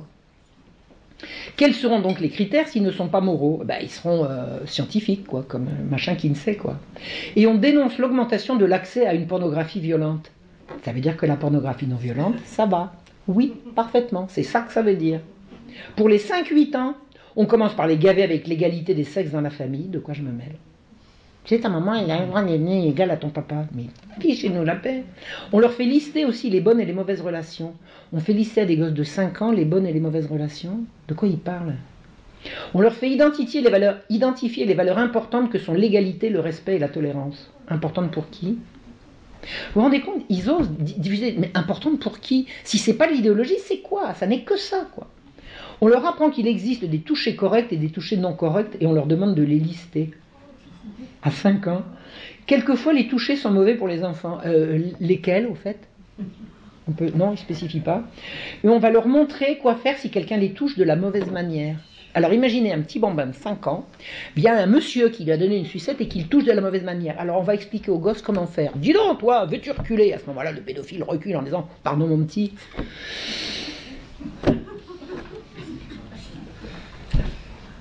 Donc si l'enfant dit non, le pédophile va lui ficher la paix. C'est ça, c'est ça. Ça implique quoi? Ça veut dire que si le pédophile y est allé et que le gosse était prévenu, c'est que le gosse était d'accord. C'est ça que ça induit. Vous imaginez, vous les voyez venir? Les enfants devront pouvoir affirmer que les gens montrent leur amour pour les autres de différentes manières, comme des baisers, des câlins et des attitudes sexuelles. Des attitudes sexuelles à des gosses de 5 ans. C'est la confusion totale. Et on essaye de leur dire qu'en ayant une attitude sexuelle, on montre son amour, tant qu'on y est. Vous voyez le glissement, ils sont pervers. Vous vous rendez compte comme c'est pervers? On va leur montrer la différence entre le sexe biologique et le genre. Alors si vous arrivez à trouver une différence là-dessus, moi, je vous paye des prunes. Il y a des tas de gens qui ont planché là-dessus. Il n'y a aucune référence scientifique à ces imbécilités. Le truc, c'est le docteur Monet, c'est ce que je vous ai raconté. Il n'y a pas autre chose. Tout le reste, c'est l'idéologie. Alors, c'est la théorie du genre qui justifie les opérations de changement de sexe, qui, jusqu'à ce qu'un certain Donald Trump décide il y a 15 jours qu'à partir de maintenant c'était niet, c'était non, on ait commencé à avoir le droit de le faire à des enfants derrière le dos de leurs parents. C'est-à-dire que les enfants avaient le droit, et ça je l'ai vu arriver dans les textes en France aussi, bon maintenant à mon avis ça va s'arrêter parce que c'est parti d'Amérique que ça s'arrête, mais il était question d'élever comme un droit de l'enfant le droit de changer de genre, même si papa et maman ne sont pas d'accord. Ça veut dire que la loi s'apprêtait à vous interdire de protéger vos enfants contre la castration. La castration. C'est ça. Un changement de genre, c'est une castration. Les 9-12 ans, les parents, éducateurs ou autres membres de la famille aident les enfants à acquérir les valeurs et les aident à prendre leurs propres décisions. À 9 ans, vos enfants, on va apprendre à vos enfants qu'ils peuvent décider contre vous. Les enfants n'ont pas à prendre des décisions, ce sont les parents qui le font. Là, ils sont en train de dire le contraire. On sape l'autorité des parents à partir de l'âge de 9 ans. C'est le programme de l'OMS. Ou est-ce que c'est l'UNESCO? C'est lequel? C'est l'OMS. Non, c'est l'UNESCO celui-là. C'est Audrey Azoulay. Hop. Ouais, c'est ça. Donc,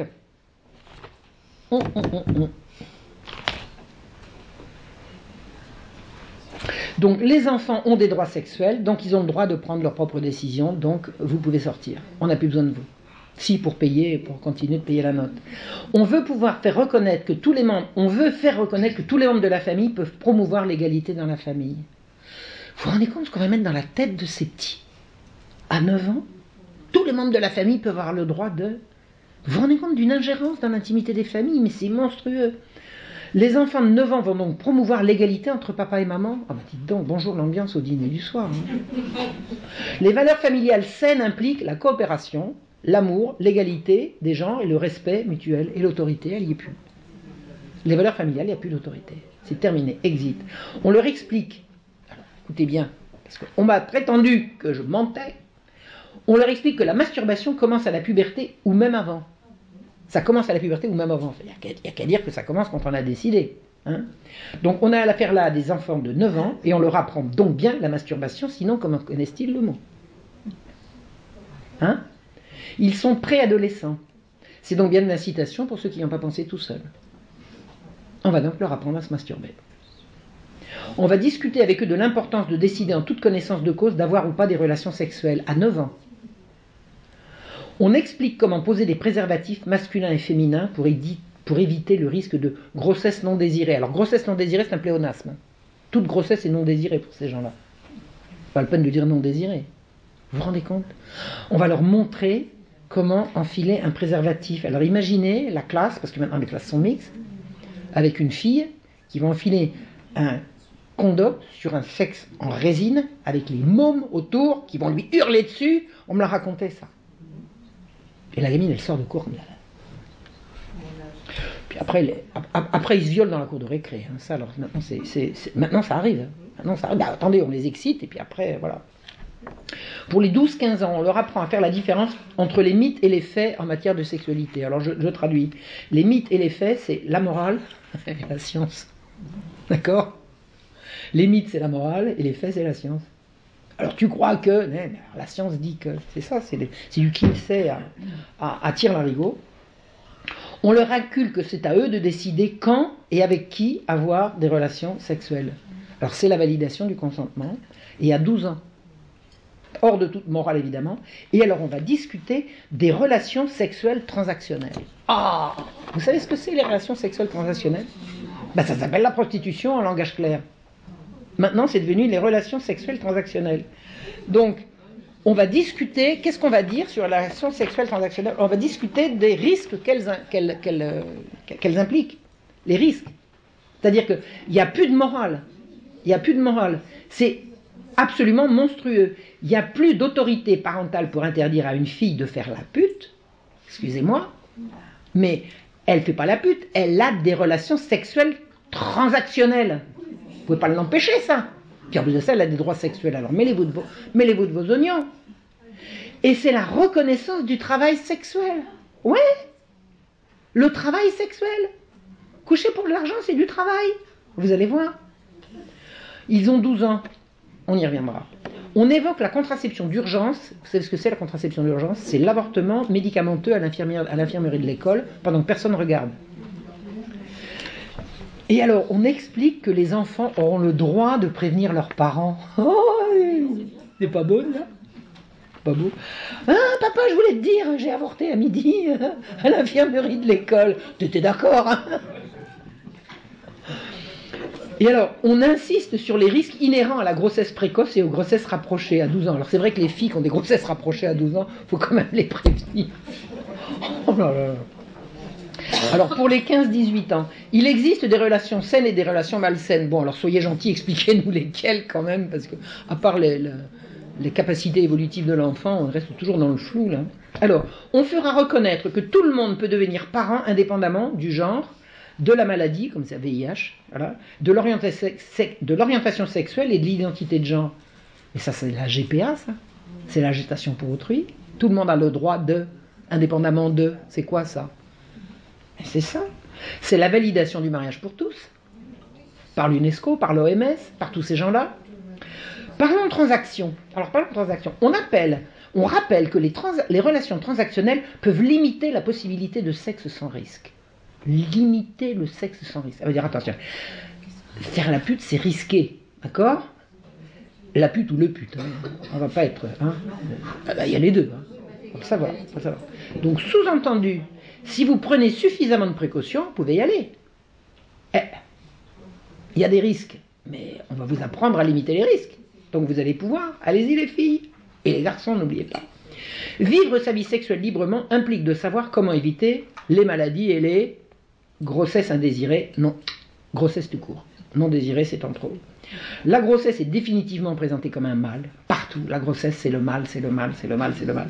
Et c'est la réduction de la sexualité à une source de plaisir et non de transmission de la vie. Il faut comprendre que dans tout ça, le sexe sert à jouir et la jouissance est un but en soi. C'est tout ce qu'il y a à comprendre de cette idéologie. On insiste sur les risques de l'avortement bricolé, façon de promouvoir l'avortement sûr. Ils font toujours comme ça. On va faire du porno non violent pour faire passer le porno violent. On va faire des avortements sûrs pour... etc., etc. C'est toujours comme ça qu'ils font. Les élèves doivent évaluer les risques et les avantages de l'adoption. Mais l'adoption, c'est devenu un droit. Adoption de qui? Le droit à l'adoption, c'est le trafic d'enfants. Moi, je connais des gens qui ont adopté, ils ont acheté des enfants. C'était pas dit comme ça, mais il a fallu qu'ils payent, je suis désolé. C'est comme ça. Et alors, vous savez où la plus grande fabrique d'enfants a... L'Ukraine. Bravo! Tout le monde sait? Tout le monde est au courant? L'Ukraine. L'adoption est une option pour des gens qui ne sont pas prêts ou pas capables de devenir parents. Vous vous rendez compte ce qu'ils disent? L'adoption est une option pour les gens qui ne sont pas prêts ou pas capables. Mais si vous n'êtes pas capable d'avoir des enfants, comment pouvez-vous être capable de les adopter? Ils ne sont pas une contradiction près. Et ils ne sont pas prêts parce qu'ils sont trop jeunes. Mais s'ils sont trop jeunes, ils peuvent adopter quand même. Ils ne sont pas capables parce qu'ils sont homo. Ah bah oui, c'est vrai qu'une relation homo n'est pas vraiment fertile. C'est un droit sur les enfants des autres et c'est une ouverture à la GPA et la PMA. Et c'est l'arrachage des enfants des familles qui ne sont pas dans la norme. C'est l'horreur absolue. À propos des relations sexuelles transactionnelles, alors j'ai planché parce que notre ami m'a demandé de faire une petite... Enfin, j'avais déjà fait la recherche, mais je l'ai retrouvé dans mes tablettes parce que j'ai un disque dur, c'est pas une encyclopédie, c'est plusieurs. Alors, à propos des relations sexuelles transactionnelles, le 4 septembre 2020, l'ONU a nommé une Sud-Africaine, le docteur Tlaleng Mofokeng, rapporteur spécial sur le droit à la santé.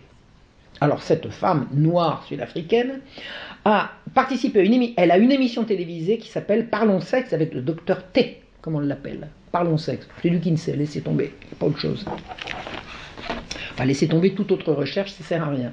En 2019, le docteur T a écrit dans un magazine pour adolescentes un article intitulé « Pourquoi le travail du sexe est un vrai travail ». Alors, vos gamines, elles lisent un journal pour adolescentes, et dedans, il y a un article du docteur T qui leur explique pourquoi faire la pute, c'est un travail comme un autre. Bon, allez, on va parler poliment. Pourquoi le travail du sexe est un vrai travail? Elle a soulevé, alors, elle dit « Je crois que le travail du sexe et les droits des travailleurs du sexe sont les droits des femmes, les droits à la santé, les droits du travail et le test décisif du féminisme intersectoriel. » Je ne sais pas trop ce que c'est, mais à mon avis, ça sent pas bon. Alors, elle a soulevé l'indignation des associations de défense, l'association de défense contre des prostituées et de la lutte contre la prostitution. Il y en a partout dans le monde, je veux dire, ils se sont soulevés d'indignation. Elle est nommée par l'ONU. Mais la plus belle indignation, c'est une petite jeune fille sud-africaine rescapée du trafic. Elle a écrit à le docteur T. « Non, je n'ai jamais été une travailleuse du sexe. Je suis une survivante de l'exploitation sexuelle, de la prostitution et du porno. J'ai fait l'expérience du mal et de l'inhumanité du viol acheté que vous appelez travail du sexe. J'ai été la victime de la traite des êtres humains de 11 ans à 17 ans dans le cadre de la prostitution et de la pornographie et cela ne m'a pas donné une vie autonome. Parce que l'autre, elle dit, vous comprenez, vous travaillez pour le sexe, vous voulez avoir des sous, vous allez pouvoir être autonome. Ben bien sûr, bien sûr. Faites la pute les filles, c'est bien, c'est l'avenir, allez-y. C'est effroyable, effroyable. Et elle dit, elle continue, au contraire, cela m'a abîmée, cela m'a handicapée émotionnellement, physiquement pendant des années. Si le docteur Mofokeng avait réellement vécu la réalité des viols quotidiens répétés, elle n'en ferait pas une promotion idéaliste auprès des adolescentes. Ça n'a pas ému le docteur T qui a continué sa promotion de la dépénalisation de la prostitution aux grandes dames des associations de défense. Et je crois qu'elle sévit toujours, cette dame. Elle sévit toujours. Alors maintenant, on va parler avortement, qui est devenu quand même un droit sexuel fondamental. Hein, pour ces... Quand je dis ça, vous avez compris que je ne fais que citer, je ne suis pas comme ça. En France, la campagne pour la légalisation de l'avortement a été déclenchée moins d'un an après le vote de la loi Neuwirth en 1967. La loi Neuwirth, c'est introduction de la contraception, et la campagne pour l'avortement est juste derrière. Alors que on a fait passer la loi Neuwirth en disant ça évitera les avortements. Ça c'est clair et net, c'est comme ça que ça s'est fait. Vous avez suivi, j'ai tous les textes. Alors, on va utiliser des chiffres faux pour émouvoir l'opinion. On a préparé l'opinion à l'irruption du droit à l'avortement, je vais vous expliquer comment. On parle d'1 million d'avortements annuels pour 850 000 naissances.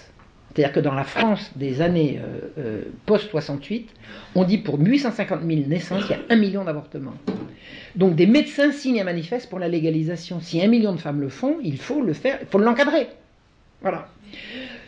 L'INED, l'Institut national d'études démographiques, a pu calculer qu'on n'en a en fait que 250 000, c'est-à-dire le quart. On multiplie les chiffres par 4, c'est de bonne guerre, on veut émouvoir l'opinion, il n'y a qu'à gonfler les chiffres. Un journaliste, Jacques de Rogy, qui était un grand communiste devant l'Éternel, alors il s'est fâché, c'est drôle, parce que Jacques de Rogy, il était pour tous ces trucs-là, il était pour l'avortement, il était pour la contraception et tout, et il s'est pris de plein fouet le secrétaire général du Parti communiste et de sa femme, qui était absolument contre. Il s'est retrouvé comme une andouille, et les communistes ont fait à l'époque l'alliance avec les catholiques, contre l'avortement et contre la contraception. C'est vous ne saviez pas ça, hein? Je vous prépare un truc là-dessus. Oui, il y a eu Jeannette Vermersch, elle était déchaînée contre le Jacques de Rogy. Comment osez-vous? Mais oui, mais les travailleurs ne peuvent pas élever tous leurs enfants. Ben, vous n'avez qu'à augmenter les salaires au lieu de... Enfin bref. Non, les arguments étaient frappés au coin du bon sens et les communistes ont fait... Puis après, ils ont viré Kazakh. Hein. Bref. Mais pendant aussi longtemps que c'était Jeannette Vermersch, et lui, c'était... Bon, enfin bref. Le couple à la tête du Parti communiste de ces années-là. Hein? Non, pas du tout, c'était avant. Donc, le journaliste Jacques de Rogy, il ajoute le chiffre effarant de 20 à 60 000 décès consécutifs à l'avortement clandestin. Vous imaginez, 20 à 60 000 femmes meurent d'avortement clandestin, c'est épouvantable. Le démographe Alfred Sauvy fait remarquer que ce chiffre est 3 à 7 fois supérieur au total des femmes en âge de féconder mortes dans l'année, toutes causes des décès confondus. Alors, rien que pour l'avortement, il y en a 60 000 qui sont mortes, mais c'est 7 fois supérieur à toutes celles qui sont mortes d'autres choses. C'est effrayant. Les chiffres sont éhontément faux, mais on veut faire passer l'avortement à tout prix. Donc la presse féminine prend le relais et elle affiche le nombre de 5 000 décès annuels. Tous les ans, 5 000 femmes meurent avec le ventre troué par des faiseuses d'anges. Il faut absolument légaliser ça pour le faire bien, vous avez compris. Or, l'INED sort de nouveau une étude et elle annonce le chiffre de 56 décès et pas 5 000. Non, mais vous vous rendez compte? Et alors, le tour est joué, je veux dire. On a fait pleurer Margot sur 60 000. Bon, après, d'accord, on est descendu à 5 000. Donc 5 000, on va s'arrêter là. On ne va pas publier le chiffre de 54. Puisque la presse va se faire le complice. Il suffit de pas le diffuser, c'est tout. Et on le sait comment? Parce qu'on farfouille. Il y a des gens qui font de l'histoire, et puis il y a des gens qui font de la recherche, et puis voilà. Il suffit de ne pas le répéter. Et la loi pour l'avortement est passée, c'est un grand soulagement. Et vous savez le résultat des courses? C'est que les femmes qui n'aiment pas prendre la pilule, parce que la pilule c'est complètement contraignant, ben, on couche, on avorte, on couche, on avorte, puis voilà. Alors qu'à l'origine, on a fait passer la pilule pour éviter les avortements. Et tout ça, c'est planifié. C'est un plan qui se déroule phase par phase, un pied après l'autre, une loi après l'autre, une campagne après l'autre. Hop là. J'ai bientôt fini. Pas encore tout de suite, mais ça va, c'est pas trop pénible. Les droits sexuels séparent la sexualité de la reproduction et la reproduction de la sexualité. Vous avez compris ça, ça fait partie de l'article 1. Il est dit, aucune femme ne sera condamnée à une maternité forcée pour avoir exercé sa sexualité. Vous vous rendez compte? Condamnée à accoucher. L'avortement est donc devenu un droit opposable, comme le logement, la nourriture et le reste. Vous avez bien le droit de ne pas être mère, quand même. Être enceinte est devenu une calamité qu'il est interdit d'imposer à des filles qui ont fait rigoureusement ce qu'elles ont voulu, on est bien d'accord. On ne les a pas forcées à accoucher. L'avortement n'est plus seulement un droit, c'est devenu un bienfait, un progrès. Le progrès de l'avortement. Le patriarche russe Kirill a signé une déclaration pour que les avortements ne soient pas payés par l'État. Le vilain. Vous savez ce qu'on lui a opposé? Les femmes russes seront forcées d'accoucher à cause du patriarche. Ils veulent forcer les femmes à accoucher. Monde de fous. En France, l'avortement est devenu une priorité nationale avant d'entrer dans la Constitution. Alors c'était pas, parce que la Constitution s'est passée récemment. Moi quand j'ai commencé à étudier le truc, j'ai trouvé des textes qui disaient venez apprendre aux infirmières et aux sages-femmes, enfin bon, je continue, vous allez voir. J'ai trouvé une lettre envoyée par un réseau périnatal à des sages-femmes pour leur proposer une formation à l'IVG médicamenteuse. C'est-à-dire que vous avez là des sages-femmes qui sont là pour accoucher des femmes, on leur dit venez prendre une formation accélérée à l'IVG médicamenteuse. Et l'argument qu'on leur a donné, c'était l'avortement est une priorité nationale. Priorité nationale. La loi de modernisation du système de santé du 26 janvier 2016 a élargi les compétences des sages-femmes à la réalisation d'IVG médicamenteuses. Qu'est-ce que vous faites dans la vie? Ah ben moi, des IVG médicamenteuses. Avant, je faisais des accouchements, maintenant c'est... La loi permet à toute femme enceinte, y compris mineure, qui ne veut pas poursuivre une grossesse, de demander à avorter. Et l'hypocrisie bis repetita, je vous l'ai déjà dit tout à l'heure, mais vous pouvez choisir de demander leur consentement à l'un de vos parents ou à votre représentant légal, et ainsi d'être accompagné par un de vos proches dans une démarche d'IVG. Vous avez le droit de demander à votre père l'autorisation. Vous avez le droit, hein. Aucune obligation. Cependant, si vous voulez garder le secret vis-à-vis des parents, l'IVG et les soins qui leur sont liés seront pratiqués à votre seule demande et pris en charge à 100% sans avance de frais. Et on en marche. L'école fournira une éducation à la sexualité et les enseignants devront se former à l'avortement, c'est de ça que nous parlons. Et le ministère prévoit pour les enseignants l'acquisition de compétences et d'actions de formation sur la culture de l'égalité entre les femmes et les hommes, mais aussi une éducation à la santé sexuelle, vous avez compris. Hein, c'est pas la santé contre les rhumes et les machins. Donc, ça va être dispensé par qui, ces formations? Écoutez bien, on parle d'avortement là. Ça va être dispensé par les centres de planification et d'éducation familiale, par les établissements d'information et de consultation et de conseil familial. C'est-à-dire que ces deux établissements sont compétents en matière de planification familiale, d'éducation familiale et de conseil familial. Donc de choses qui ont à voir avec la famille. Eh bien c'est un mensonge. Ces deux organismes renvoient directement sur ivg.gouv.fr, le site du ministère de la Santé dédié à l'avortement, tout l'avortement, rien que l'avortement. C'est-à-dire qu'on appelle familial, planification familiale, organisation, éducation familiale, conseil familial, avorter. C'est ça la famille maintenant. L'énoncé des droits sexuels sont également les droits reproductifs. Nulle part n'est inscrit le droit de donner la vie et de faire des bébés. Nulle part il n'est question d'offrir aux jeunes filles et aux femmes qui se retrouvent enceintes sans l'avoir voulu de mener à terme cette grossesse et de les aider à élever leurs enfants. Cette option est d'emblée exclue. Pire, dénoncer ces droits comme relevant d'une culture de mort va bientôt relever du pénal. Laurence Rossignol, ministre des familles, c'est plus la famille, c'est les familles, bah oui, les familles, machin, homo, trans, bi, truc, etc. Et les droits des femmes, elle veut élargir le délit d'entrave à l'IVG aux sites internet qui diffusent des informations biaisées sur l'avortement dans le but de dissuader les femmes d'y recourir. C'est-à-dire qu'on va faire tomber sous le coup de la loi de dire aux filles d'attendre l'amour pour faire l'amour et d'élever avec l'élu de leur cœur le fruit de leur passion. C'est ça? On va vous mettre en prison pour avoir osé dire ça à une malheureuse gamine. J'ai fait l'expérience, je vous en ai parlé, de vouloir mener, alors j'y reviens là. J'ai fait l'expérience douloureuse de vouloir mener à terme une grossesse non désirée. J'ai cherché de l'aide partout pour surmonter les problèmes que cela posait. On m'a opposé. Le devoir d'avorter pour ne pas imposer la vie à un enfant qui ne m'avait rien demandé. Le devoir d'avorter pour ne pas gêner l'entourage. Le devoir d'avorter pour ne pas imposer un enfant à un homme qui n'en voulait pas. Le devoir d'avorter parce que j'en avais le droit. L'avortement n'est pas un droit, c'est une obligation morale et la liberté des femmes n'a rien à y voir. C'est une obligation qu'on impose aux femmes. En juillet 2015, des journalistes ont piégé aux États-Unis le docteur Deborah Nakutola de l'IPP américain, de Planned Parenthood, du planning familial américain.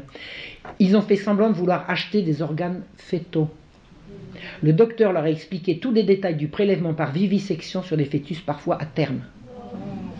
Le docteur Nakutola estime à $500 ce que chaque avortement rapporte au planning familial. Vous avez compris? Et à votre avis, d'où vient le collagène qu'on met dans les crèmes de beauté?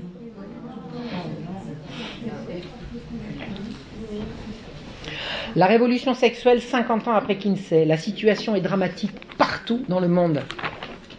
Partout dans le monde. Au nom des diaboliques droits de l'enfant, on retire de plus en plus d'enfants à leur famille pour les placer hors d'atteinte de parents désespérés. Ça se chiffre en centaines de milliers rien qu'en France et on a aboli l'autorité parentale. Un enfant peut intenter un procès contre sa mère qui le contrarie. Les enfants battent leurs parents et la loi est muette. On fait du changement de sexe, mutilation irréversible, un droit inaliénable qui peut être exercé sans le consentement des parents. Une pseudo-dénonciation des crimes du patriarcat dévirilise les hommes et les transforme les femmes en viragos. J'ai pas envie de vivre dans un monde de viragos devant lesquels des hommes tremblent. Je suis désolé, c'est pas ça pour moi, ma vision de la vie. Je veux dire, c'est fou, quoi. Debout les hommes, debout les hommes, debout les hommes. On vous aime, allez, allez. Vous laissez pas faire. Non, je vous assure, c'est la dévirilisation des hommes, c'est insoutenable. C'est insoutenable. On ne les supporte que... C'est bon, c'est pas filmé, c'est bon. Il ne fait pas bon être un homme aujourd'hui. On assomme les tout petits de sexe explicite sous toutes les formes. On leur présente l'anus comme un organe sexuel. J'ai vu ça au Québec. Des parents catholiques du Québec m'ont montré une photo, un dessin grand comme ça, qu'on montrait en classe aux tout petits. C'était l'appareil sexuel masculin, l'appareil sexuel féminin avec l'anus au milieu. Excusez-moi, mais c'est quoi là? Comme disait l'autre, là, c'était passé par décret de organe excréteur en organe sexuel. On a décrété comme ça, pif, paf, du jour au lendemain. Je suis désolé, mais c'est pas ça. On promeut la notion de santé sexuelle qui permet à l'OMS de se mêler de programmes à l'école. Parce que l'OMS est des responsables de la santé, donc si l'OMS promeut la santé sexuelle, ça va passer, c'est par là que c'est passé. Hein. Les programmes qui sont en cours, là, c'est par l'OMS que c'est passé, c'est certain, c'est clair. Et on l'impose à partir de 3 ans, hors du regard des parents. Le sexe n'est plus le mode de reproduction des humains, mais un moyen de se faire plaisir. Pour ces gens-là, on a un sexe pour jouer avec et tout le monde a le droit de jouer. Résultat, des petits réputés informés par le harcèlement dont ils sont l'objet sont considérés comme consentants à des relations avec les adultes. Le viol collectif a fait son apparition dans les cours d'école maternelle. Une petite fille de 4 ans a été victime de 2 tournantes, je dis 2, dans la cour de récré par des bambins de son âge. La réaction de la vice-présidente du Conseil national de protection de l'enfance a dit « Ce type d'acte n'est pas fréquent, mais pas exceptionnel non plus. On est à l'âge des premiers émois, à un stade de développement où la curiosité émerge, notamment au niveau sensoriel et sexuel. Non mais attendez, aujourd'hui les premiers émois à 4 ans consistent à entraver, déshabiller, pénétrer une gamine de son âge dans la cour de récré, circuler, il n'y a rien à voir. Qu'est-ce que c'est que ça? Il n'y a jamais eu autant d'agressions sexuelles qu'aujourd'hui, alors qu'on nous a vendu la chose comme il faut éduquer à la sexualité pour faire reculer les agressions sexuelles. Il y en a de plus en plus. Et elles sont de plus en plus violentes et de plus en plus mortelles. Les maladies sexuellement transmissibles ont explosé partout dans le monde pour le plus grand bonheur de Big Pharma. Vous connaissez Big Pharma? La pornographie est devenue gratuite pour ne pas dire obligatoire. Avant, les gens payaient pour avoir de la pornographie. Maintenant, il faut payer pour avoir des bloqueurs. Un clic intempestif peut vous envoyer sur des sites abominables qui envahissent votre téléphone et celui de vos gosses. L'UNICEF, Agence de défense des enfants, encore une de ces agences-là, a déclaré le 14 mai 2021 acceptable une certaine pornographie en direction des enfants. Alors, écoutez bien, le site, je tiens cette information d'un site qui s'appelle C-Fam, C-F-A-M, C-Fam, et qui envoie un bulletin, si vous êtes abonné à ça, il vous envoie un bulletin qui s'appelle Friday Facts. Il y a une version française systématique, c'est fait à l'ONU, c'est traduit en toutes les langues, donc vous pouvez avoir l'information. Je tire une grande partie de tout ce que je suis en train de vous dire de ces informations-là qui viennent directement de l'ONU et qui sont envoyées par C-Fam, C-F-A-M. C'est un site catholique d'information sur la famille. Et mon amie Judith Reisman m'a dit, il faut que je te dise un truc, les catholiques, c'est les mieux organisés et les plus efficaces pour tous ces trucs-là. M'a-t-elle dit. Je crois qu'elle avait raison. Au nom de la liberté de création, on exhibe des scènes pédocriminelles au grand public. Comment vous voulez interdire la création artistique? C'est atroce ce qu'on montre. C'est atroce ce qu'on montre. Les ministères de l'éducation successifs reviennent sans cesse sur la nécessité de séances obligatoires d'éducation à la sexualité dès les plus petites classes. Et l'homophobie, c'est-à-dire toute critique du pouvoir croissant d'un lobby mondial qui n'en finit pas de se définir, est devenu un délit qu'on peut poursuivre en justice. Le sexe est pour ces gens définitivement coupé non seulement de la reproduction, de la vie, mais également de l'amour. Rappelons que le but de ces gens est la dépopulation. Donc là maintenant, c'est la survie de l'humanité qui se joue. Je suis désolé, mais on n'a pas un sexe pour jouer avec. On n'a pas un sexe pour jouer avec. Des générations de jeunes sont devenus analphabètes, ils ne savent plus lire. Il y en a plein qui ne savent plus lire. Drogués d'images sexuellement explicites qui, il n'y a pas si longtemps, étaient poursuivis au titre du détournement de mineurs. Aujourd'hui, ces détournements ont lieu à l'école, obligatoires à partir de 3 ans, dans tous les programmes élaborés dans les ministères. Tout, absolument tout, y fait référence aux travaux frauduleux d'un maniaque sexuel, maître chanteur, soutenu par le pornographe de Playboy, et financé par Rockefeller et protégé par la CIA. Aucune commission d'enquête nulle part n'a jamais pu remettre en cause les rapports Kinsey qui servent de référence à toutes ces horreurs, mais il est encore temps de le demander. Je vous remercie.